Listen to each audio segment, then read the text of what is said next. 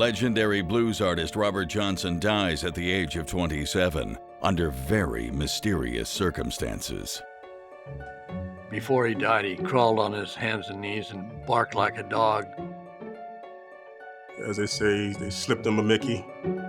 He dies penniless and unknown, and at the time, no one could have predicted the value of the music he left behind. It's the greatest rags to riches story in the history of rags to riches stories. Or the number of people competing for a piece of his estate. You know, he just pops up out of nowhere saying that, hey, I'm Robert Johnson's son. Leaving a trail of broken hearts behind him. It's not easy to know who's telling the truth about this enigmatic ladies' man. People today may not know Robert Johnson by name, but if you mention, he's the guy that sold his soul to the devil, they've all heard of that.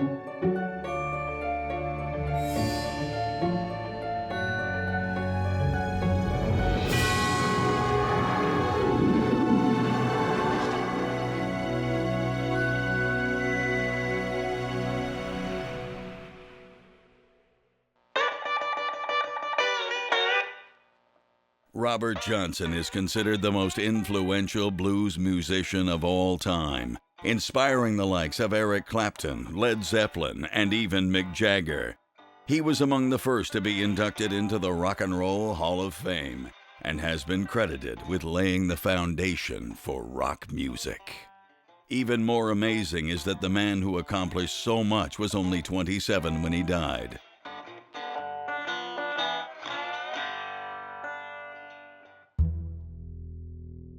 August 16, 1938, Greenville, Mississippi. Robert Johnson lies inside a stranger's home, doubled over in pain. No one knows for sure what's wrong with him. Only 3 days before, he was performing at a country dance hall.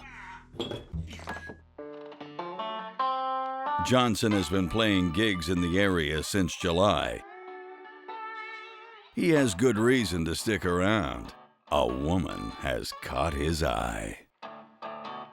Apparently, he had taken up with a woman here in Greenwood who was the wife of the man who ran the juke joint out at Three Forks. Robert Johnson would approach a woman if he liked her, if he was attracted to her. It didn't matter whether she was married, if her husband was sitting right next to her. He'd make a play for her. What happens next is uncertain, but there is one popular myth. And of course, the owner wasn't too crazy about that. He knew that Uncle Robert was a drinker. And so, as they say, they slipped him a Mickey. And as legend has it, it happened during a performance at the juke joint. Robert was brought an open bottle of whiskey, and as he began to drink, it was knocked from his hand. And he told the person who knocked it from his hand, "Don't ever knock away a bottle of whiskey from my hand." And they said, "Don't ever drink from an open bottle. You don't know what could have happened to it." And then when another bottle open was brought to Robert, he drank from it. No one knows for sure who served Robert the spiked drink, but one of the most common beliefs is that the juke joint owner did it because he was racked by jealousy.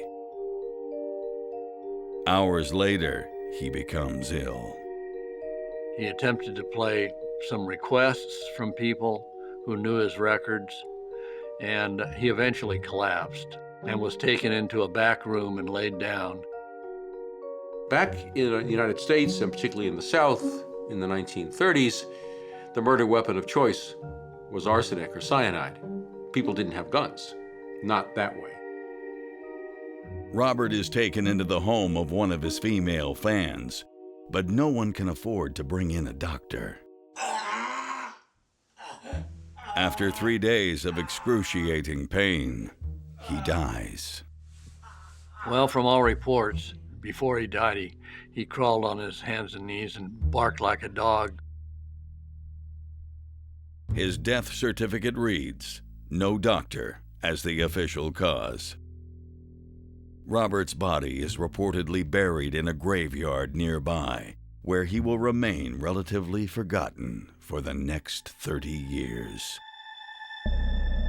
Much like his death, the life of Robert Johnson is shrouded in mystery.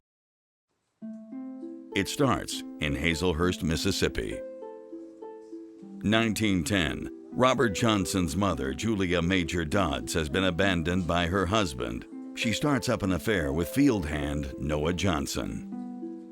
I was told by Robert Johnson's half-sister that whenever Mr. Johnson would come around to visit his mother, she would ask little Carrie and whoever else happened to be around the place at that time to go outside and play for a while. Enough of this, lady. Well, you know what? Soon, Julia is pregnant with Noah Johnson's child, but the good times don't last. Robert Johnson is born on May 8, 1911. But Julia doesn't stay with his father, Noah. 5 years later, she remarries to a farmer named Dusty Willis. Robert's half-sister Carrie helps her mother to raise him and his other siblings. As a teenager, Robert develops a passion for musical instruments, in particular the harmonica and jaw harp. It causes friction with his stepfather, Dusty. Dusty always wanted Robert to work, and Robert always wanted to get out of it and find other things to do. Carrie, on the other hand, encourages her brother's interest in music and even buys Robert his first guitar. The relationship between my grandmother and Robert Johnson was very close. She spoke of him often and very fondly so. But Robert doesn't take up music full time. He falls in love with Virginia Travis, and they marry in February 1929. I think Robert focused on her and having a family and settling down. He was not a professional musician at that time. He was a wannabe. He was very much enchanted by music and loved it, but he was willing to be a farmer for her. Before long, Virginia is pregnant. The newlyweds are happy, but a year after they are married, things take a dark turn. Virginia dies in childbirth. It was the end of a lot of things for Robert. He had wanted to be a farmer, but certainly only for her. And he wanted to have this baby, very likely because he loved her so much. And it just wasn't going to happen. She was gone. Where's the baby? Where's the baby? The baby, too, is gone. Virginia's family and the community blame the deaths on Robert's love of the devil's music. In his grief, music is the only thing that can console Robert. And so the next thing we know about Robert is that he's gone. He's in a little place called Martinsville in southern Mississippi, back down where he was born. And it was there that he was, his fire was lit for this kind of music that he was going to be involved in. Johnson's music may take away his grief, but he won't have long to enjoy his success. John Hammond wanted Robert Johnson to appear at a concert at Carnegie Hall in New York in 1938. But Johnson was dead by the time Hammond sent the word out to bring him to New York. Blues musician Robert Johnson is devastated by the death of both his wife and child. He turns to music to deal with his grief, beginning a journey that would later turn him into a legend.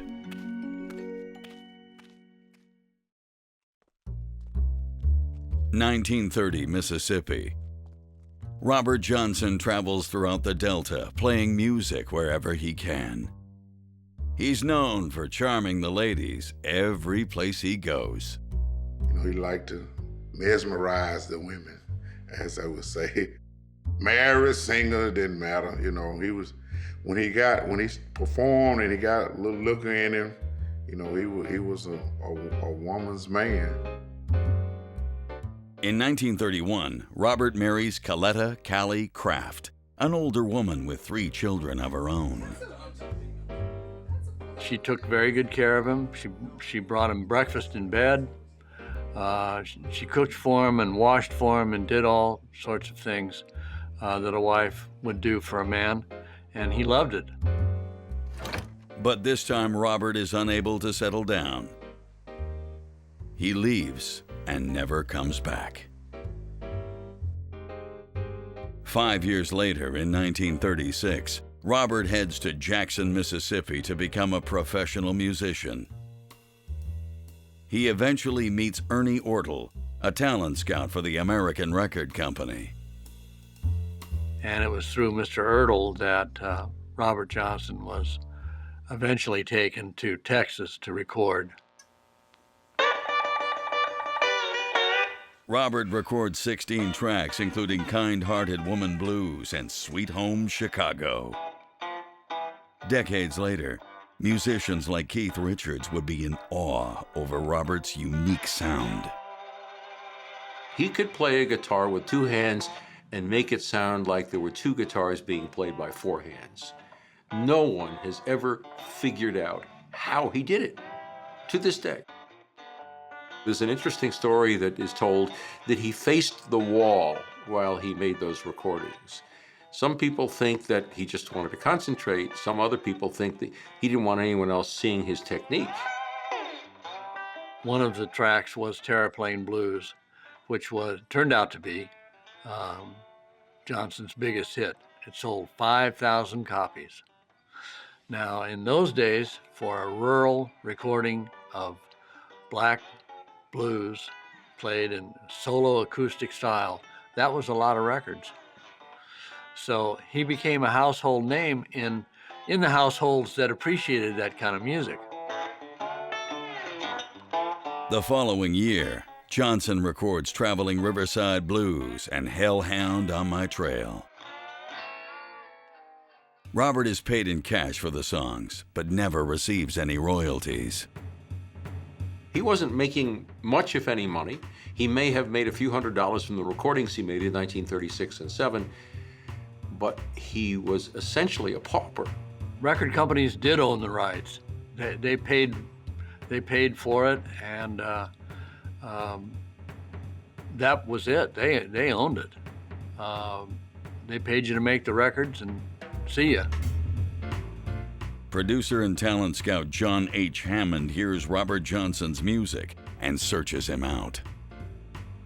John Hammond wanted Robert Johnson to appear at a concert at Carnegie Hall in New York in 1938. After spending years playing to small crowds in country dance halls and juke joints, it would be his largest show to date. But then on August 16, 1938, Robert Johnson dies. Johnson was dead by the time Hammond sent the word out to bring him to New York. After his death, Robert remains in the shadows, a distant memory until 1961, when Columbia Records releases his album King of the Delta Blues Singers. It's not a commercial success, but does influence aspiring musicians like Bob Dylan and Eric Clapton. He was a revolutionary, he was a pioneer, he had a style like none other, and he wrote music like none other. Today, he is credited with having laid the musical foundation for rock and roll. But it takes another 13 years before Robert Johnson's notoriety really takes off, thanks to music historian Steve Levier. I was working in a record store in Las Vegas in 1961 when the very first King of the Delta Blues Singers came out on Columbia Records. It was the first full album devoted to a pre-war blues musician. And my coworker asked me, she said, "Have you heard this record?" And I said, "No." And she said, you better listen to it. It took me quite a while to get used to listening to Robert, but of course once I did, I saw the beauty of it and loved it ever since. But that first album didn't tell me much about Robert Johnson, so a mystery is building in my mind. In 1973, Levier tracks down Robert's half-sister Carrie. They strike a deal that will turn Robert Johnson into a blues legend. I did some research and found out that the intellectual property that she had inherited from her brother, which were the compositions, they had never been copyrighted, and so the songs were still available. And I said, by the way, do you happen to have a picture of your brother? And she said, you know, I do. I said, great, I want to see that too. In fact, Carrie possesses the only known photographs of her brother, and they will become extremely valuable. When Carrie Thompson brought that photograph of Robert Johnson and put it in my hands, I took one look at it and I said to myself, is this an album cover or what? It was a remarkable photograph. He's all decked out in a pinstripe suit and a hat, patent leather shoes, and a guitar that looks like it's seen 40 miles of bad road, and it was just a great, great picture. November 20th, 1974. Inspired by the photographs, Steve Levier proposes an idea to Carrie. I told Carrie that I thought we could do something remarkable for both of us. She had the inheritance, I had the energy and the time. Levier wants to ensure that Carrie can represent Johnson's interests and sign a deal. As Johnson's only living sibling, Carrie believes that she is her brother's next of kin and tells this to Levier. Carrie Thompson represented that she was the sole heir of Robert Johnson, and she believed she was. She didn't know of anyone else, and she thought she had good reason to know if there would have been anyone else. Robert Johnson's sister Carrie enters into a contract with Levier, handing over her purported rights to 2 photographs and, more importantly, all of Robert's musical works and recordings. Typically, agents earn roughly 15 to 25% at most, but Levier gets 50%. Agents often get a cut, but they don't get ownership. Somehow or other, Levier succeeded in getting Carrie Thompson or her lawyer to agree to this. Steve Levier insists everything was above board. She had an attorney. I asked her if she had one. She said yes, and I said, okay, we'll have your attorney communicate with my attorney and we'll write an agreement that essentially gives me the right to do what I want to do with this property. And she said, okay, so that's what we did. But I think what is so important with Levier's efforts is that he made sure that the music and the photographs were copyrighted, which had never been done.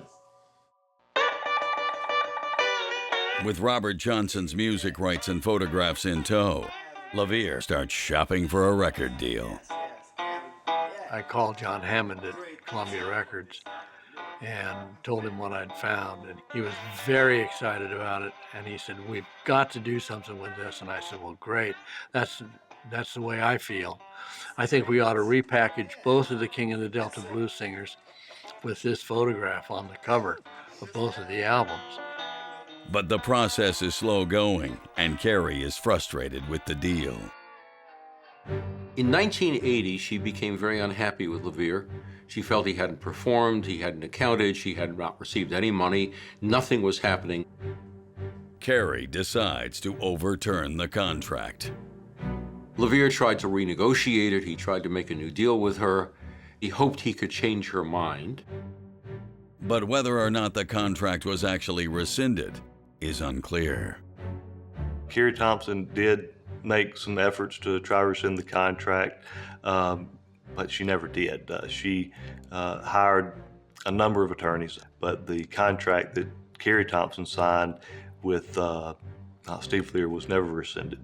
There is, I believe, a significant argument that the contract was rescinded and that Levier, at that point, no longer had any authority as the representative of Carrie Thompson. He believes he does, and we are still arguing that question. Levier continues working on the re-release of Robert Johnson's work. And it's about to go big, making some people very rich while leaving others out in the cold.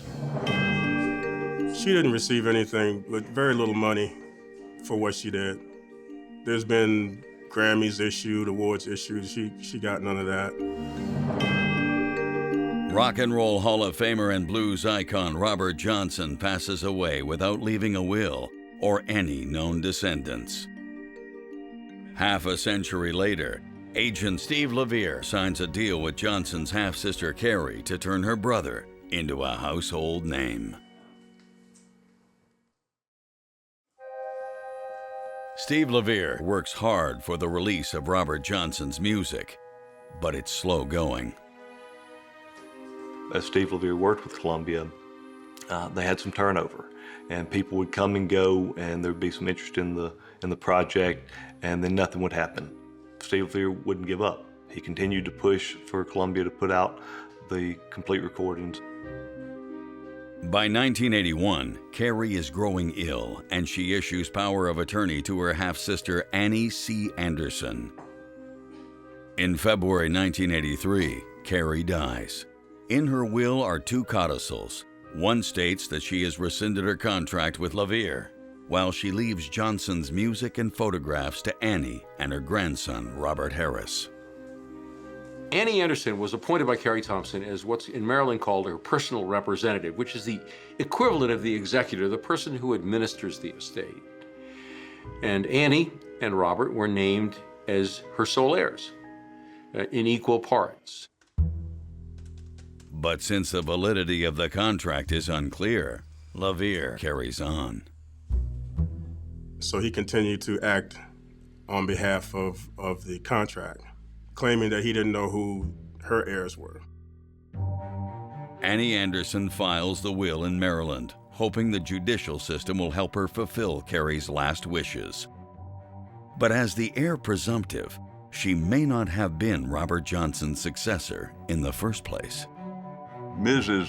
Anderson was a half-sister of Mrs. Thompson, but she was no kin to Robert Johnson. We might say here in the South that she was on the other side of the family, but they are the ones that opened the estate. Mr. Harris was a relative, only a very collateral and distant relative of Robert Johnson. Carrie Thompson's rights to her brother's estate were never questioned before because at the time of his death, his estate wasn't worth anything. But there's about to be more to fight for. In 1990, Columbia Records finally releases the 2-CD set of Robert Johnson, the complete recordings. Levier is listed as producer, and the album goes platinum. It even wins a Grammy Award for Best Historical Album. It generates more than $2 million, but with Robert Johnson's heir still undetermined, Annie and Harris don't see any of it. Instead, half of the royalties get funneled into the Johnson estate. It's the only set of pre-war blues records that has attained that number of sales. Despite his success, the secret behind Robert Johnson's talent remains a mystery. New Africa, Mississippi, 1931. Broken after the death of his first wife, Virginia, Robert Johnson now has only one thing on his mind: learning to master the guitar. Robert meets noted blues musicians Son House and Charlie Patton, though he fails to impress them. Whenever they would put down their instruments, he would pick it up and try to play something, and he was just awful. Son House said people would come to me and say, "Man, go get that kid off of that guitar. He's driving us crazy." So Son would have to go in the juke joint and say, "Man, put that guitar down. You can't play nothing." Robert is more determined than ever to master the guitar. He went away for a while and came back, and he was doing all these different riffs and chord progressions and everything. They couldn't explain how he could not play one minute and then the next minute he could play better than everybody else. It's said that upon his return, he's able to play any song in any genre after only hearing it once. It seems to happen so quickly that it raises suspicion. Legend has it that Robert Johnson's talent came from making a deal with the devil himself.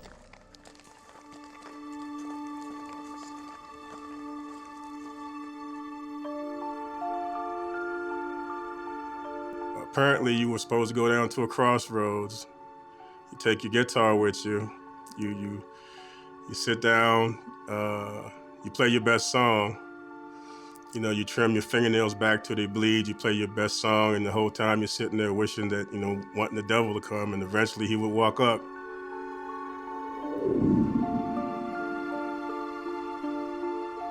A guitar player could go to a crossroads with a guitar and expect that the black man would take his guitar from him and tune it and give it back to him, and at that point in time, you'd be able to play.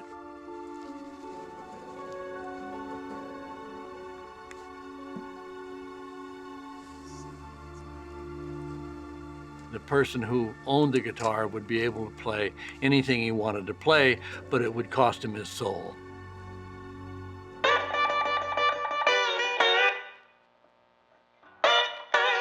People today may not know Robert Johnson by name, but if you mention, you know, he's the guy that sold his soul to the devil, they've all heard of that. In reality, it's more likely that he developed his talent after spending time with guitarist Ike Zinnerman. Ike took him under his wing and taught him how to play and how to make a cohesive unit out of the pieces of music that he was playing. And Ike's wife told me that they would sit up all night, some nights, knees to knees, in two chairs across from one another, playing guitar to one another and studying each other's manner of playing. And that's really how Robert Johnson became a professional musician. Despite Robert Johnson's undisputed talent, Stephen Nevis says without the photos, Robert Johnson would have remained relatively unknown.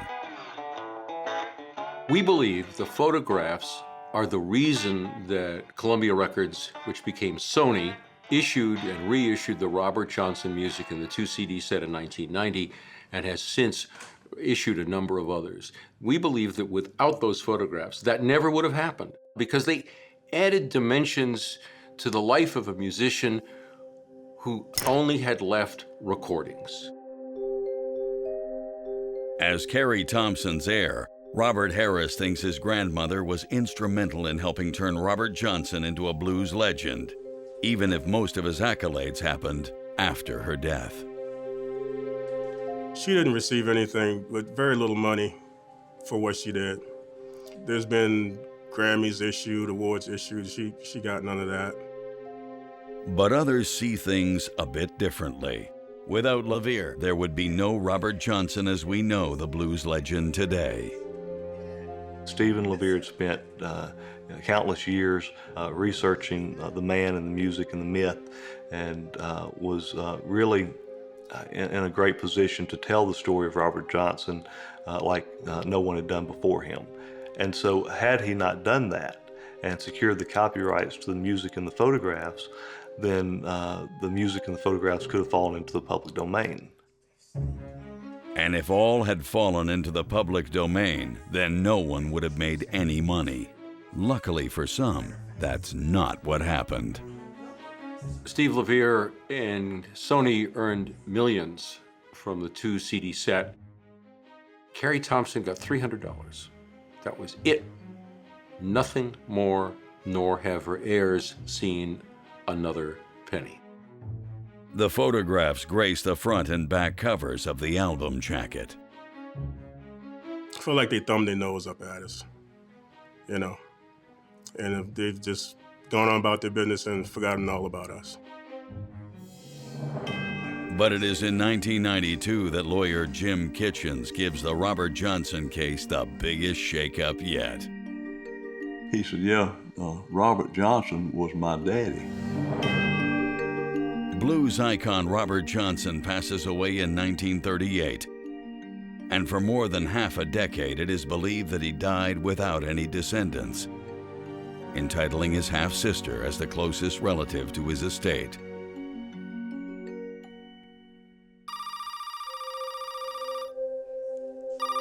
Under Mississippi law, Carrie Thompson, as the sole heir and the closest relative, would be entitled to the Robert Johnson estate. However, with a son or a spouse, the son or the child or spouse would be the heir over Carrie Thompson. In 1991, the Leflore County Chancery Court, in its search for legitimate heirs, deals a blow to Annie, Carrie's half-sister and legal heir. What the court did was it removed Annie Anderson as the executor of the estate, saying she's an heir and therefore had a conflict of interest, although heirs are very often executors of estates. Willis B. Brumfeld, Chancery Clerk of Leflore County, is chosen to replace her. And Brumfield, in turn, hired Stephen Levier as his agent, his expert, to help determine who the heirs were. A petition is sent out calling on any potential heirs of Robert Johnson's to come forward. There were a good many others who claimed to be some sort of cousin or some other kind of relative of Robert Johnson. People saw money and they started trying to get their hand in the pot. After false heirs come out of the woodwork, in 1992, Mississippi lawyer Jim Kitchens comes forward with a bombshell. He announces that he has found Robert Johnson's illegitimate son, Claude Johnson. Hazelhurst, Mississippi, 1931. Robert Johnson has been on the road playing music since the death of his wife a year before. During a stop into Hazelhurst, he meets Virgie Smith, a girl who likes to go to parties from time to time. My grandmother told me that Robert Johnson was her first boyfriend, her first love. And she was really, in love with him. Robert also falls for the 17-year-old and allegedly asks her parents for permission to marry her, but they refuse. The two part ways. Because her dad was a Southern Baptist preacher. And during those times, the blues was considered the devil's music. December 16, 1931, Lincoln County, Mississippi. Virgie Smith gives birth to a baby boy. Claiming the baby is Robert's, she names him Claude Johnson. Claude is raised mostly by his Baptist grandfather, a sharecropper.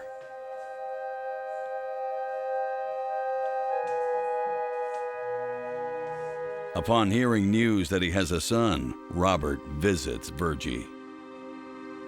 Robert Johnson came the first time looking for Claude's mother.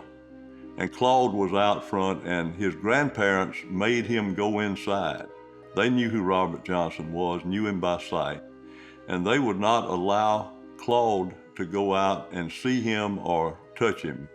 The Smiths were sincere in their religious convictions, and they did not want their daughter to have anything to do with anybody that played the blues. The next time he came, he knew that the mother was not there.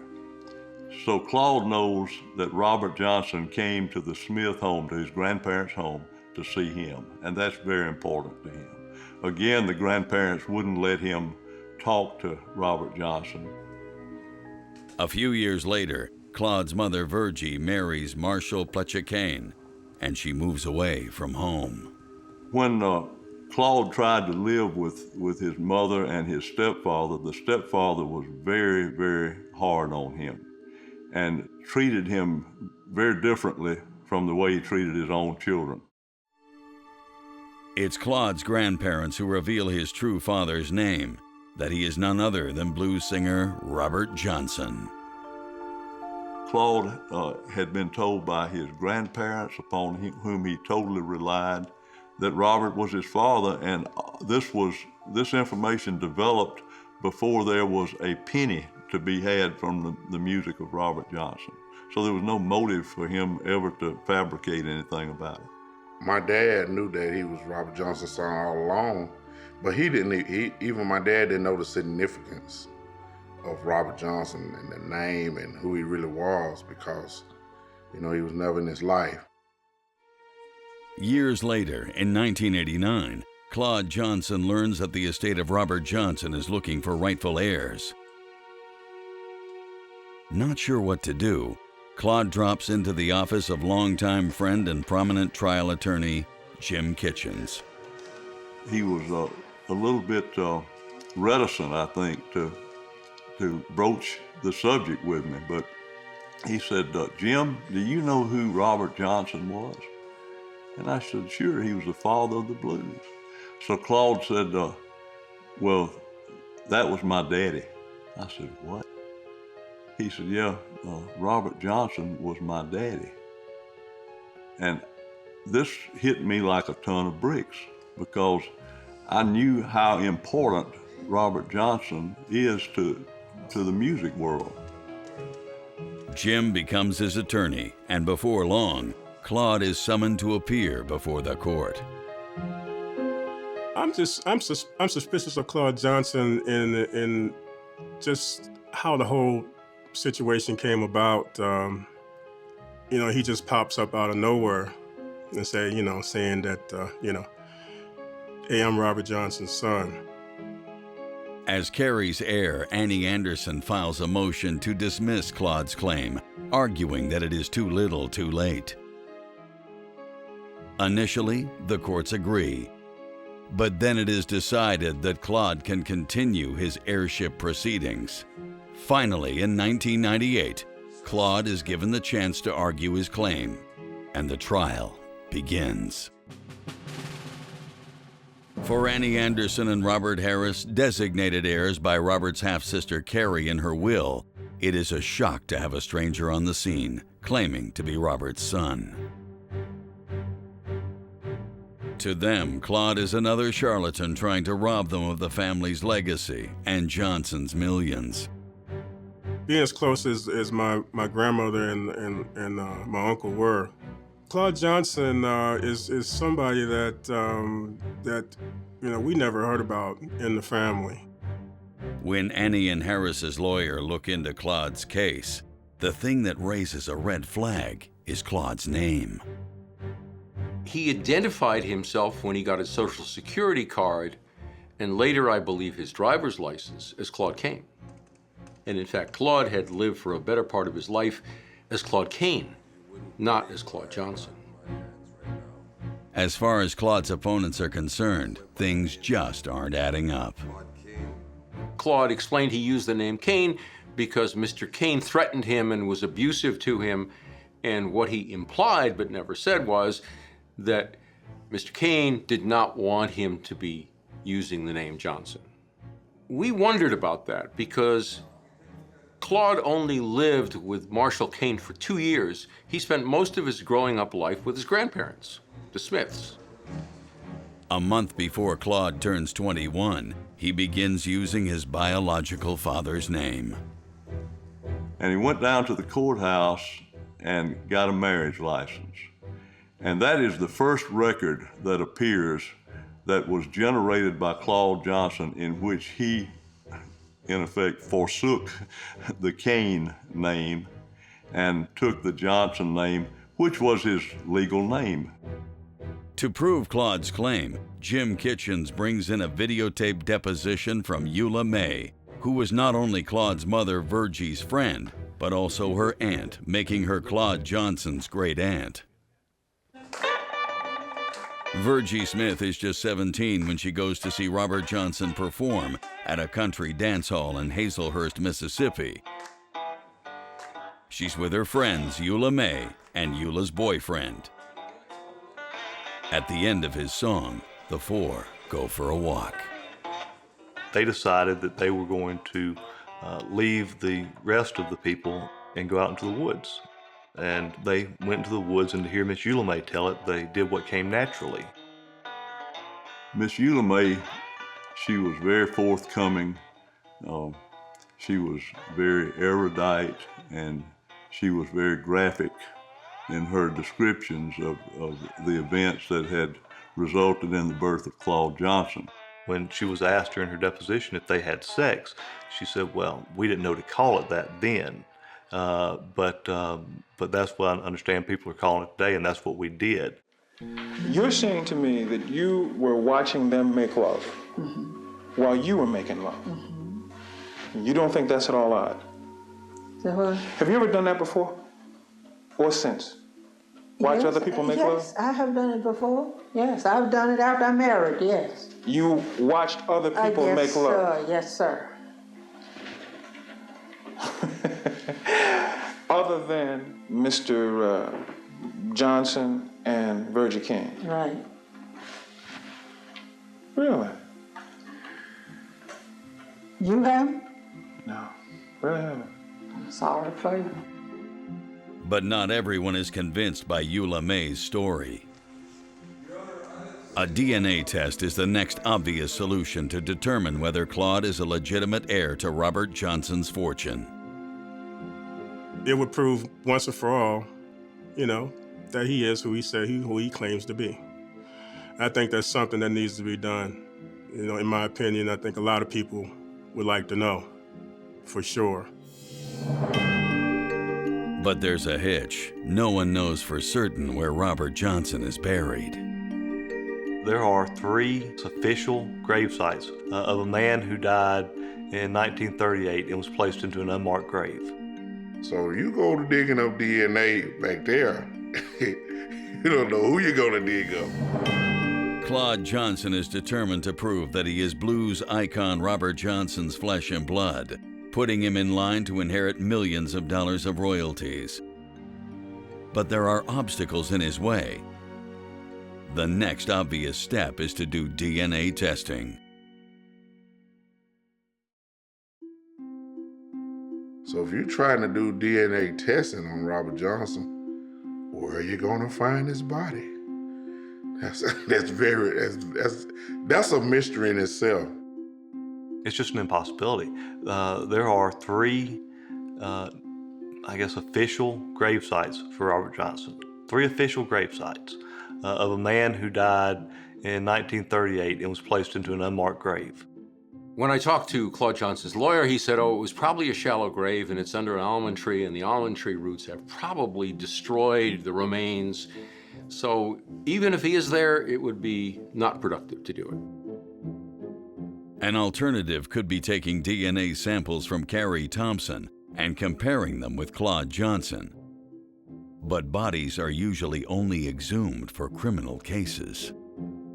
So you go to digging up DNA back there, you don't know who you're gonna dig up.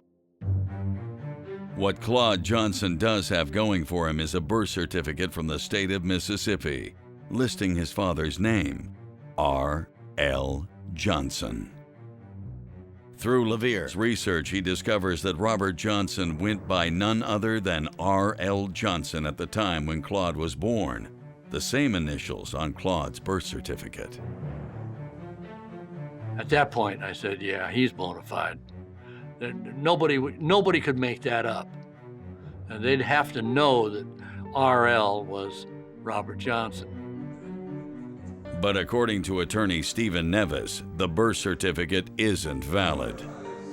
Mississippi state regulations require that before the father of a child can be certified or put down on a birth certificate as being the father has to consent.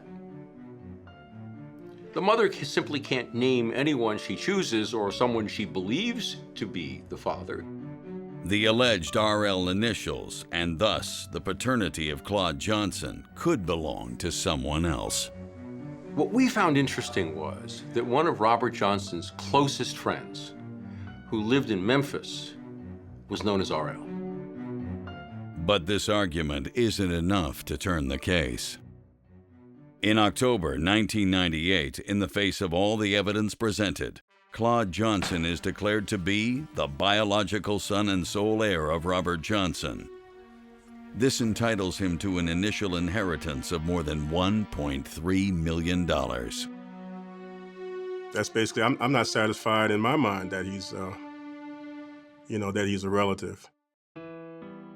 Not ready to give up what was left to them in Carrie Thompson's will, Robert Harris and Annie Anderson launch an appeal. On March 21, 2000, they also file a second lawsuit against Claude Johnson, along with music historian Steve Levier and Sony Music Entertainment Incorporated.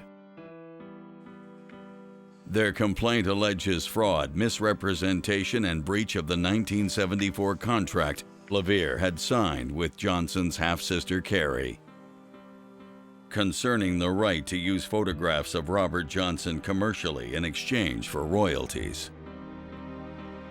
The pictures belonged to my grandmother's estate and was never a part of the Robert Johnson estate. Without my grandmother's input, pictures, liner notes, there would be no Robert Johnson music collection. What we're looking for is compensation, of course, but mostly what we want is recognition. Claude Johnson's lawyers don't agree. The problem is that Annie Anderson, when she filed accountings on behalf of the estate, she identified the music, the name, the likeness of Robert Johnson. She also identified the two photographs of Robert Johnson as being assets of the estate. And that was all fine and good for Annie Anderson to do when she thought she was going to inherit the estate. But it wasn't until after Claude was determined the heir, to the exclusion of all others, Annie Anderson then came out and said, no, these weren't part of the estate. These were Carrie Thompson's assets. A second lawsuit over the rights to the photographs still rages on. But Harris and Anderson lose their appeal, and Claude remains the rightful heir to Robert Johnson's fortune. In 2002, Claude Johnson is handed a six-figure check. It's the greatest rags to riches story in the history of rags to riches stories. At the time that Mr. Claude was adjudicated the sole heir at law and the Supreme Court had ruled in his favor, there was about $1.5 million that had accumulated in the estate. In addition to the new financial windfall, Robert Johnson's heritage honors Claude in another way. Prestigious Grammy Award for Lifetime Achievement. Eventually, Claude establishes the Robert Johnson Blues Foundation in his father's memory. The foundation each year gives scholarships to people attending various music schools. We have different festivals throughout the year, and we have musical contests where we select someone who's under the age of 18 to be the Robert Johnson Award winner for that year, present them with a Gibson guitar, a Robert Johnson signature Gibson guitar. Despite the battle for his royalties, Robert Johnson's music lives on. He is still a favorite among blues fans. Robert Johnson is extraordinarily popular all over the world. Worldwide, Robert Johnson is just a blues icon, and he is seen as really the father of the Delta style of blues. Johnson's music is so special because it's a culmination of all that came before, and it's the beginning of everything that came after. It's a watershed period of time when Robert Johnson created his music and recorded it. He was years ahead of his time. For Robert Johnson's grandson, Stephen, the mystery surrounding his otherworldly talent and his death is just part of the legacy. Basically because of the way he lived, the way he died, and the legacy that he was supposedly have left behind. There's gonna always be doubt, there's gonna be questions, but when you think about that, that keeps everything exciting about Robert Johnson.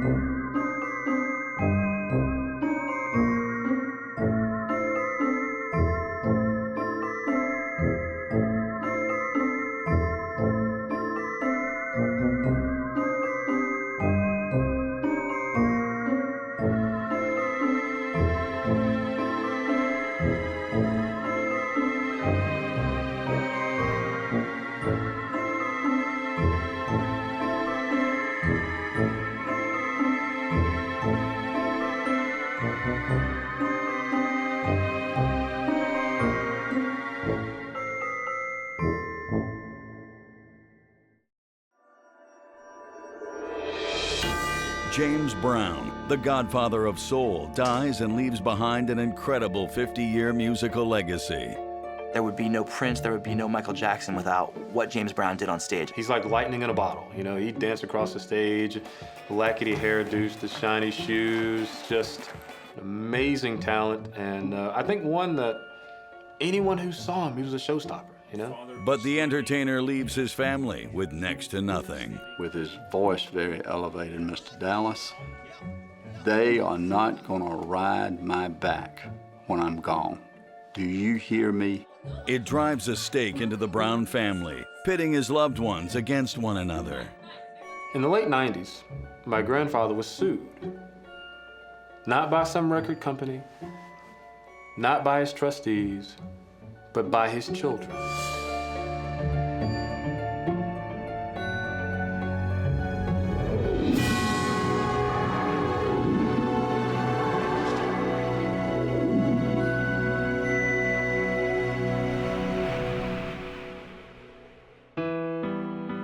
Christmas Day 2006. Funk music superstar James Brown dies in an Atlanta hospital of congestive heart failure after a bout of pneumonia. He is 73 years old. Just 2 days earlier, James Brown is on his way to the hospital at the request of his dentist, who thinks he's too sick to undergo routine dental implant work. In the days before his death, Brown's son Daryl has urged him to slow down and take better care of himself. You gotta get your health together, man. You gotta get yourself together. You know, you ain't no spring chicken, you know, and everything. And we talked for a long time. He said, "Thank you, son." He said, "Thank you for talking to me like that." Brown's daughter Yama is in Atlanta, preparing to celebrate Christmas with her children. My dad hated hospitals. He did not want to go. He fought tooth and nail about going. Brown stays overnight for observation, but by December 24th, his condition is no better. He was real sick, man. I could hear in his voice. He's very shortness of breath. And you can hear the ammonia. You can hear the breaking up real bad. I called him the day before and I said, "Look, I'm coming to see you." And he's like, "No, don't come." And I said, "Well, tomorrow's Christmas." And I said, "So if you're still in the hospital, I'm coming to see you on Christmas." Brown's wife, backup singer Tommy Ray Heine, is on the West Coast. She and her son James Jr. are on their way home to South Carolina to be with Brown for Christmas. She has no idea that time is running out. Albert Buddy Dallas is Brown's lawyer of 24 years and one of his closest advisors. It was 1:20 in the morning, Christmas morning. I received a call from Mr. Charles Bobbitt. Mr. Bobbitt was a long-time road manager, personal assistant to Mr. Brown, was with Mr. Brown when he passed. And it was the voice of Mr. Bobbitt saying, simply, Mr. Dallas, he's gone. And I just screamed. I couldn't even, what do you mean? I couldn't say anything. I couldn't believe it. And it's like when JFK was killed, when Dr. King was shot, we all kind of remember where we were and what we were doing, and you know, this is the way it affected me and so many others. I went from grieving literally for about maybe 15, 20 minutes to getting thrust into, now you gotta get everything together. It's kind of like you'd like to be able to press the rewind button, you know, go back to a time that had not occurred, but that's not reality. R.J. Smith covered Brown's life and music in his biography, The One. It wasn't a Christmas anymore. It was a sad day. And I listened to a lot of his music that day. He was the greatest, just like they say he was. You know, I mean, as a musician, I'm not saying it because I'm son, but I'm saying it because as a musician and what he's done for the music, what he's done for music, American music, rhythm and blues, soul, funk. He's the creator of funk. Grandson William James Brown remembers the godfather of soul. He's like lightning in a bottle. You know, he'd dance across the stage, lackady hairdos, the shiny shoes, just amazing talent. And I think one that anyone who saw him, he was a showstopper, you know? While Brown's family and friends are in mourning, Albert Dallas steps into his role as trustee of his late client's estate. I was named as trustee and personal representative along with two others, Judge Al Bradley, who was a magistrate judge there in Aiken, South Carolina, and who was road manager with Mr. Brown from 1991 until 2002. David Cannon was Mr. Brown's financial man in the organization. Within hours, Cannon approaches Yama Brown about some of her father's business affairs. He's like, well, we got this movie deal we gotta close. You know, your dad didn't get a chance to sign this. We've got some other things we're working on. We really need to get together and talk about how this is gonna go forward. Immediately, she suspects that something's not right. I said, no, what we really need to do is figure out his funeral. You're talking about business, and he hasn't even been dead 2 hours. It was ridiculous. Brown's spouse, Tommy Ray, returns to the mansion, the home she shared with Brown for the past 10 years, and is shocked to find it off limits. Her strained relationship with Brown's adult children leads her to assume they are behind this. We told her several times, we are not responsible. First of all, we're not the trustees. We don't have the ability to close the doors, lock the doors. We don't even have keys. Brown's children aren't the only ones who are on the outs with Tommy Ray Heine. And I secured it. I have no apology for securing it. In fact, had I not done that, I'm sure I would have been sued for not doing my job. Dallas's decision apparently stems from a long-standing friction between Tommy Ray Heine and the three trustees, who question the very legitimacy of her relationship to the much older Brown. There was a lot of controversy around her because she came so late in his life and there was so many years difference. There are 36 years between the two. When you met her, she was in Vegas. She was not exactly the type of woman that you would bring home to your mother. January 2007, as tempers die down over the new year, Yama and Daryl and their 4 adult siblings, Terry, Larry, Venetia, and Deanna, gather for the reading of the will along with Tommy Ray, but they're all in for a shock. He left to 6 named children my household personal effects. The children are to receive nothing else. There are certain things that he wouldn't do, and one thing he wouldn't do is ever cut his family out of things. And when I say that, I don't mean financially, and most people think that's what I mean. I'm talking about making decisions about his future. Was I surprised when the reading of the will? No. No. Surprised by what? James Brown did what he wanted to do, man. Nobody make him do that. Brown allocates a part of his estate to the Brown Family Education Trust for his grandchildren's educations. The rest go to Brown's pet charity, the I Feel Good Trust. He then left a provision that says, everything else on the planet I leave to needy and underprivileged children to be educated in institutions in the states of Georgia, and South Carolina. Everything else on the planet is Brown's house and the royalties from his music, estimated to be worth at least $20 million. According to Albert Dallas, Brown knew what he was doing when he first thought up the I Feel Good Trust for needy children in 1987. I said, Mr. Brown, I'm just fascinated by your announcement of leaving everything to the I Feel Good Children's Trust, needy and underprivileged children. I said, it's just awesome that you plan to do this. But do you mind telling me what you plan to do for your children? In a cat-like manner. He literally came down right in front of me with his finger in my face, with his voice very elevated. Mr. Dallas, they are not gonna ride my back when I'm gone. Do you hear me?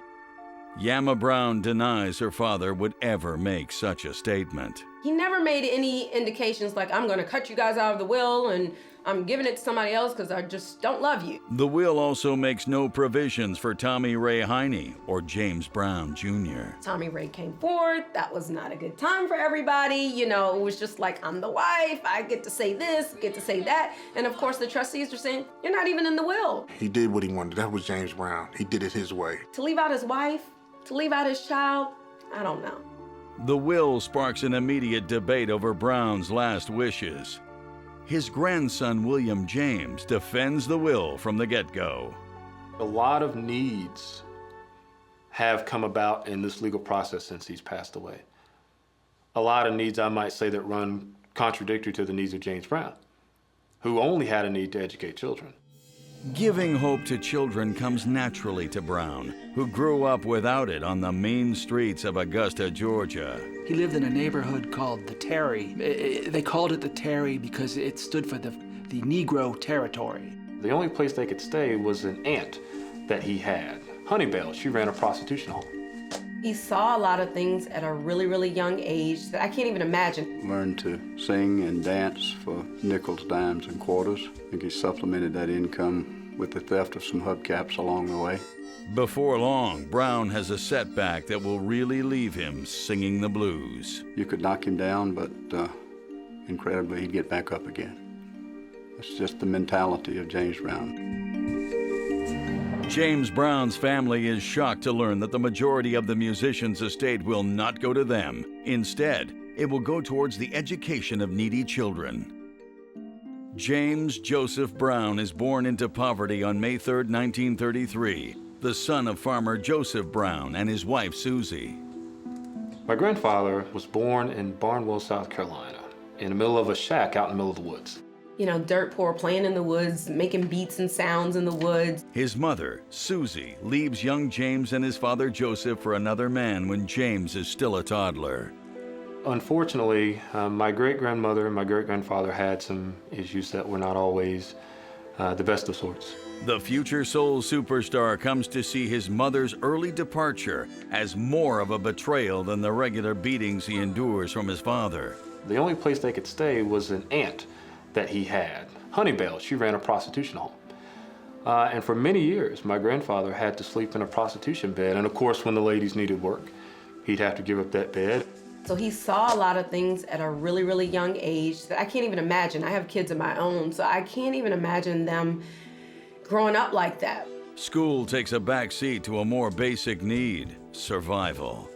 Brown hits the streets of Augusta and earns his first few dollars as a performer. Augusta was a big city, and Augusta was a tough city. Learned to sing and dance for nickels, dimes, and quarters. I think he supplemented that income with the theft of some hubcaps along the way. So there's not much you can do with a sixth grade education back in the 40s, 50s, and 60s. But the one thing he did have was talent. So he was, focused on, I've got a talent, I need to discipline myself to grow my talent. His education was from the University of Hard Knocks and from Survival University. It's this lack of education that leads Brown, decades later, to devise the I Feel Good Trust. The intention of that trust was to educate children, young poor children. And he specifically didn't want color. He thought that we'd gone through that too many times for far too long. and that what we really needed to do was focus on helping every child that's poor get an education, because that's the only way that you're going to get an education. Brown doesn't have a team of advisors when he is arrested for stealing clothes at age 16. He quickly learns firsthand the difficulties of being a young black man incarcerated in the South. Mr. Brown was always a survivor. You could knock him down, but incredibly, he'd get back up again. It's just the mentality of James Brown. Here's a man who grows up from nothing in a prostitution home. And he goes from a prostitution home to the White House. And talent takes you there. Hard work takes you there. Every child can relate to that in this country, to start from nothing and become everything. He is what we teach every child to be every day. You know, and there's something about music, man. I don't care how bad things are in your life. When you hit that note and you play that music, everything goes away. In his third year of juvenile detention, while playing baseball against a local team, he meets civilian Bobby Bird. The two become fast friends. When Brown is released from prison in the early 1950s, Bird invites Brown to sing in his band, the Famous Flames. Gospel music will be Brown's salvation. Bobby Bird was a very loyal sideman to James Brown throughout his career.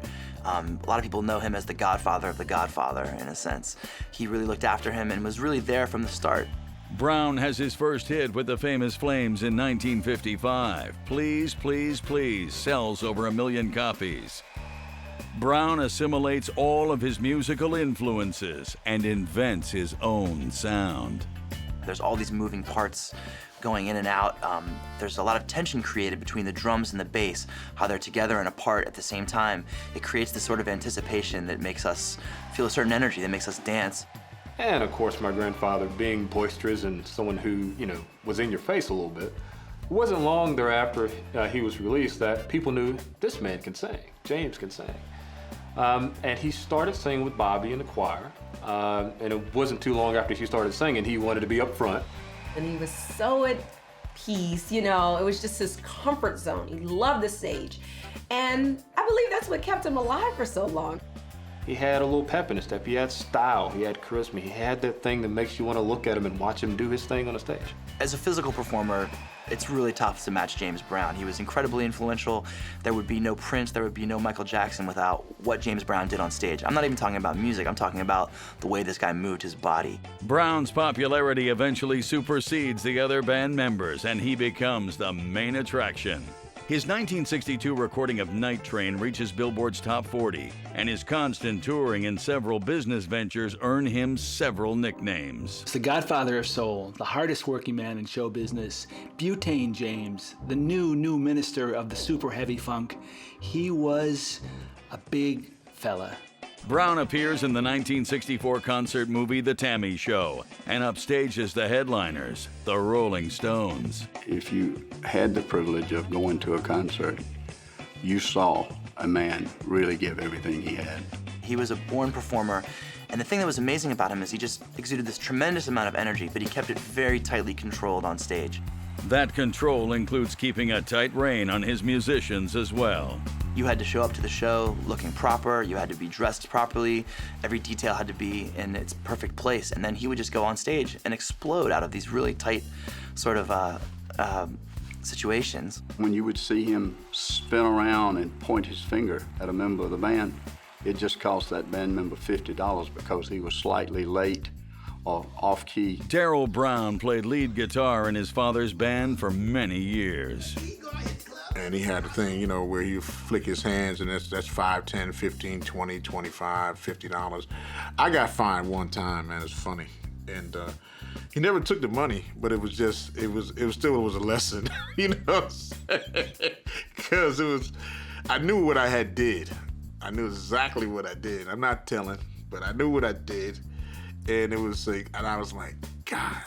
I don't think I've ever seen anyone move their feet as fast as James Brown could move his. And he said, well, Miss Dallas, when you're out there on the Chitlin circuit and you're coming through Louisiana and the sheriff decides that he wants to see you dance and he starts firing bullets at your feet, he said, Miss Dallas, you can move them really, really fast.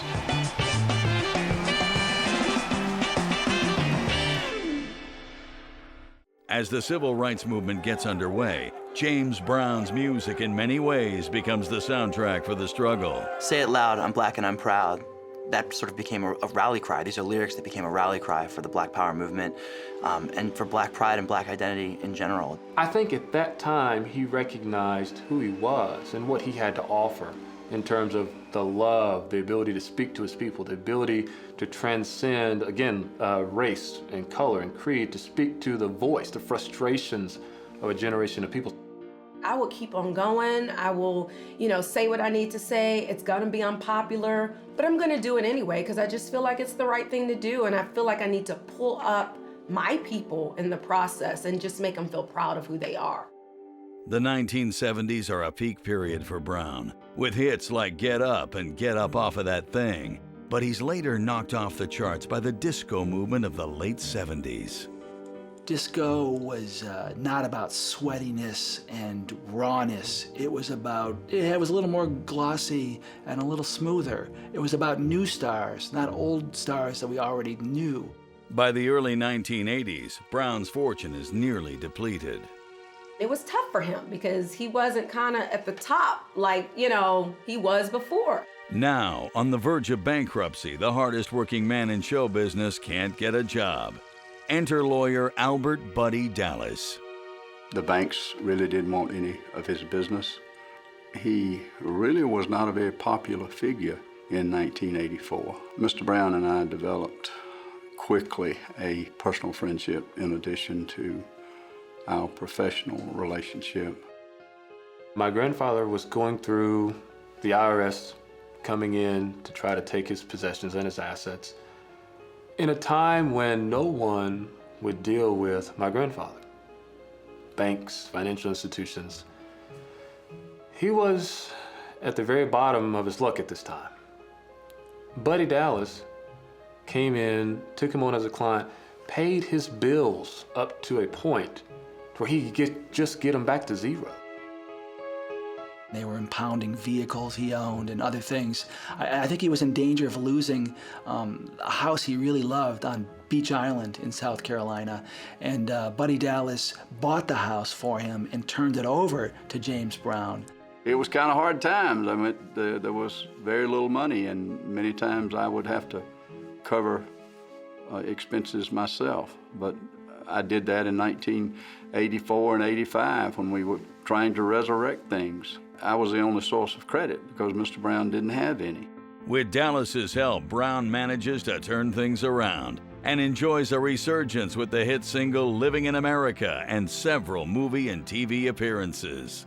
But Brown's newfound popularity makes him a target for those wishing to profit from him. Some suspect that Tommy Ray Heine tried to take advantage of James Brown from day one. Everybody figured she was a gold digger and she was after his money, and she could have been, she could have been after his money. And then there's some shocking news. The child produced through the supposed marriage could not have been his child. Mr. Brown was totally humiliated by the developments with Miss Ray. She refused to come see this man on his deathbed and decided rather to stay in Las Vegas and have her a good time. Before his death, James Brown decides to leave much of the wealth he's accumulated over his 50-year career towards the education of needy boys and girls, leaving his children and spouse out in the cold. 1994, Tommy Ray Heine is 25 when she auditions to be a backup singer for Brown, who is 36 years her senior. Within 3 months, they are a couple. I don't know what her initial intentions were, but I'm sure he afforded her a different lifestyle than she never had, so most people would have probably went for it. You have James Brown interested in you, and you're gonna go for it. Tommy Ray gives birth to a boy in June of 2001. Brown is elated at the prospect of a half-black, half-white son and names him James Brown Jr. The couple are married later that year. He fell in love with her. That's the woman he wanted to be with. But on Christmas Day 2006, newly widowed Tommy Ray can't believe what is happening to her. Why would you lock Tommy Ray out? Hell, Tommy Ray had been gone since October. She was not a resident of the mansion anymore. She had no right to be there after Mr. Brown left us. Everybody figured she was a gold digger and she was after his money, and she could have been, she could have been after his money. The trustees turned Tommy Ray away because they claim her marriage to Brown is not valid. The claim opens up a can of worms from Tommy Ray's past. Tommy Ray claims to be the spouse of Mr. Brown. We all know that Miss Ray was married to another man at the time that she engaged in a ceremonial marriage to Mr. Brown. Years before his death, Brown is shocked to learn that Tommy Ray is already married. In 1997, she had wed a Pakistani immigrant in an alleged green card fraud. The union is only annulled in 2004, long after the couple's 2001 wedding. Under South Carolina law, this renders her marriage to Brown null and void. Mr. Brown was totally humiliated by the developments. Miss Ray sought an annulment. There were agreements between Miss Ray and Mr. Brown's counsel that she would never, ever seek to claim a common law relationship with Mr. Brown. I think he tried to make her into the type of woman she ought to be. I just think he failed at it. James Brown is free to remarry Tommy Ray Heine after her previous marriage is annulled, but he never does. And to many in Brown's circle, the marriage controversy is just the tip of the iceberg. The child produced through the supposed marriage could not have been his child, for the simple fact we now know that my grandfather had many procedures done that would not have allowed him to have a child. According to Albert Dallas, Tommy Ray Heine's son is born nearly 2 decades after Brown undergoes an irreversible vasectomy. Brown and Tommy Ray Heine are nowhere near each other during the 10 months prior to the birth of James Jr. To Dallas, it boils down to a simple question of geographical impossibility. Mr. Brown's over on the East Coast and she's in Vegas or LA during that period of time. Depending on who you talk to, DNA testing of James Brown Jr. is either kept private or it never happens at all. His paternity remains unresolved to this day. Meanwhile, a legal battle is brewing over the I Feel Good Trust, which ignores the interests of Brown's spouse and children in favor of children he doesn't even know. When I look at his will, I think about, gosh, how did he ever, how could he have signed this without being properly advised? Albert Dallas is quick to respond to this. Anyone who could make such a statement as that obviously did not know Mr. Brown. Mr. Brown was a person that would influence you, but I absolutely assure you, you were not going to influence Mr. Brown. Nobody's there pulling your damn arm. Okay, nobody's there telling you, no, don't put that there, don't do that. When your lawyer tells you one thing, and that's your friend, you believe it. And he didn't look at all those contracts, he signed them. Trust and estate lawyer James M. Kane shares his take on it.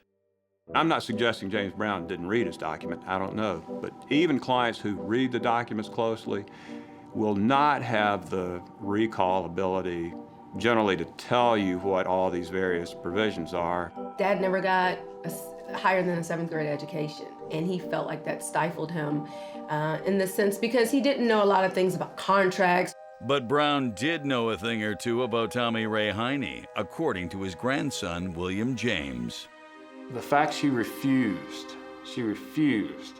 to come see this man on his deathbed and decided rather to stay in Las Vegas and have her a good time, gave him all the knowledge about this woman he needed to know, such that in his last hours he would request of my father, don't let this woman come around, do not let this woman close to anything that makes James Brown who James Brown is.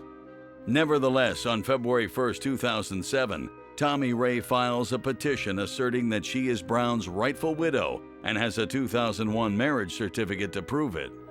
Miss Ray has proceeded as if she was Mr. Brown's spouse.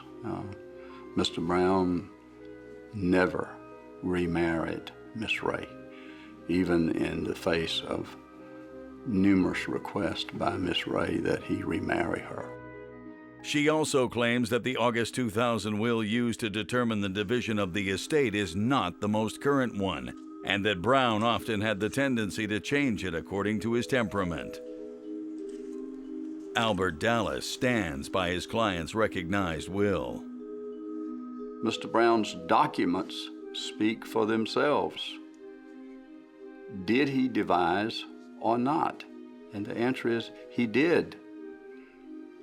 Are we not then duty-bound, obligated to enforce his wishes in a court of law? I think we are. The accusations continue to fly, and before long, allegations emerge that James Brown may have been duped by his closest advisors. Within the course of 2.5 years, that money went from about $25 million down to zero. While years before his death, Brown himself is named in a lawsuit filed by his own children. Mr. Brown said to me, they don't know what that's cost them. James Brown dies and makes little to no provisions for his family. While widow Tommy Ray Heine fights her own battles, children Yama and Deanna Brown suspect foul play on behalf of the estate's 3 trustees and decide to take matters into their own hands. January 2007, Albert Dallas and his fellow trustees are unable to present a complete portrait of Brown's financial status at the time of his death. To Yama Brown, it's just not good enough. I don't know what else I could have done to have made everything transparent to the children.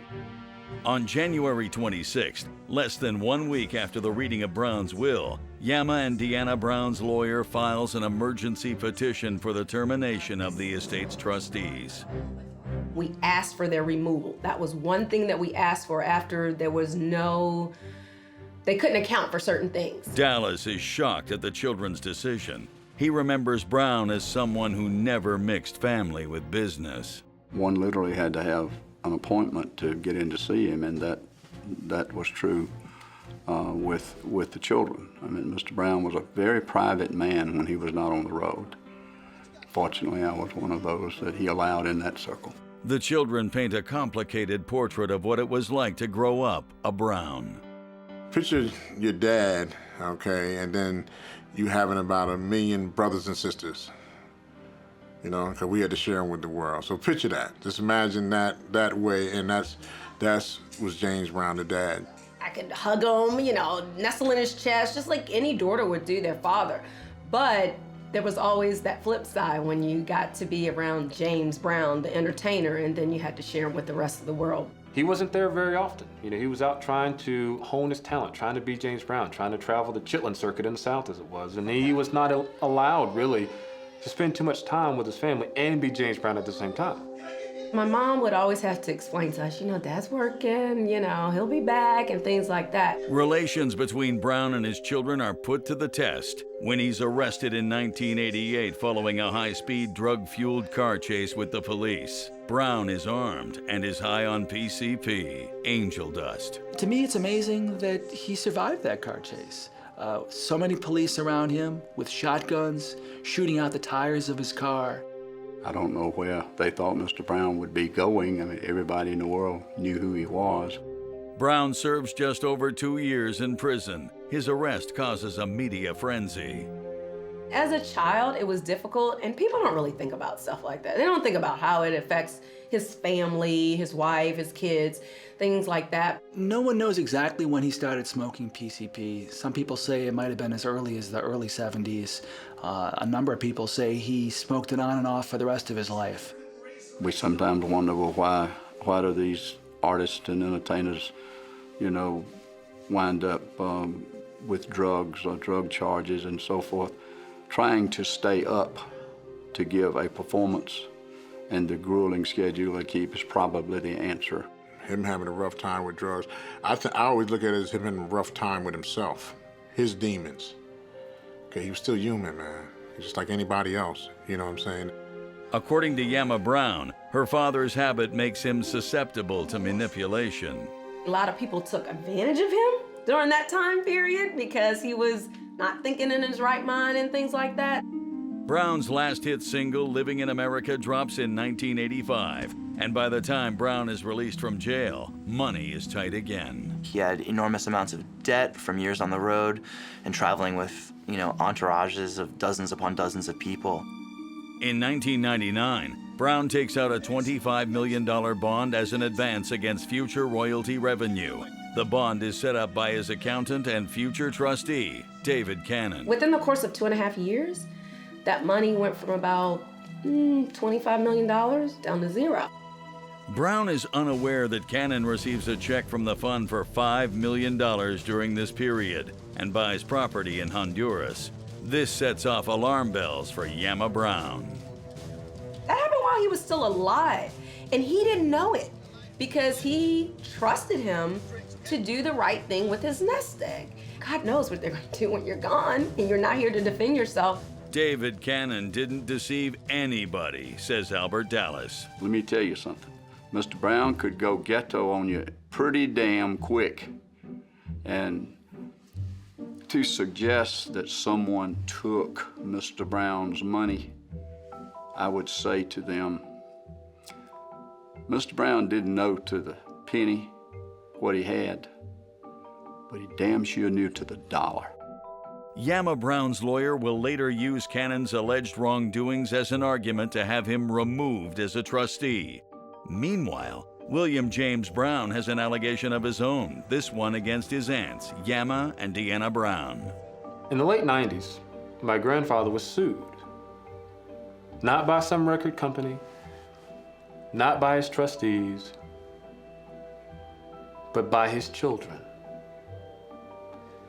He was sued by his children for songs they claimed they wrote.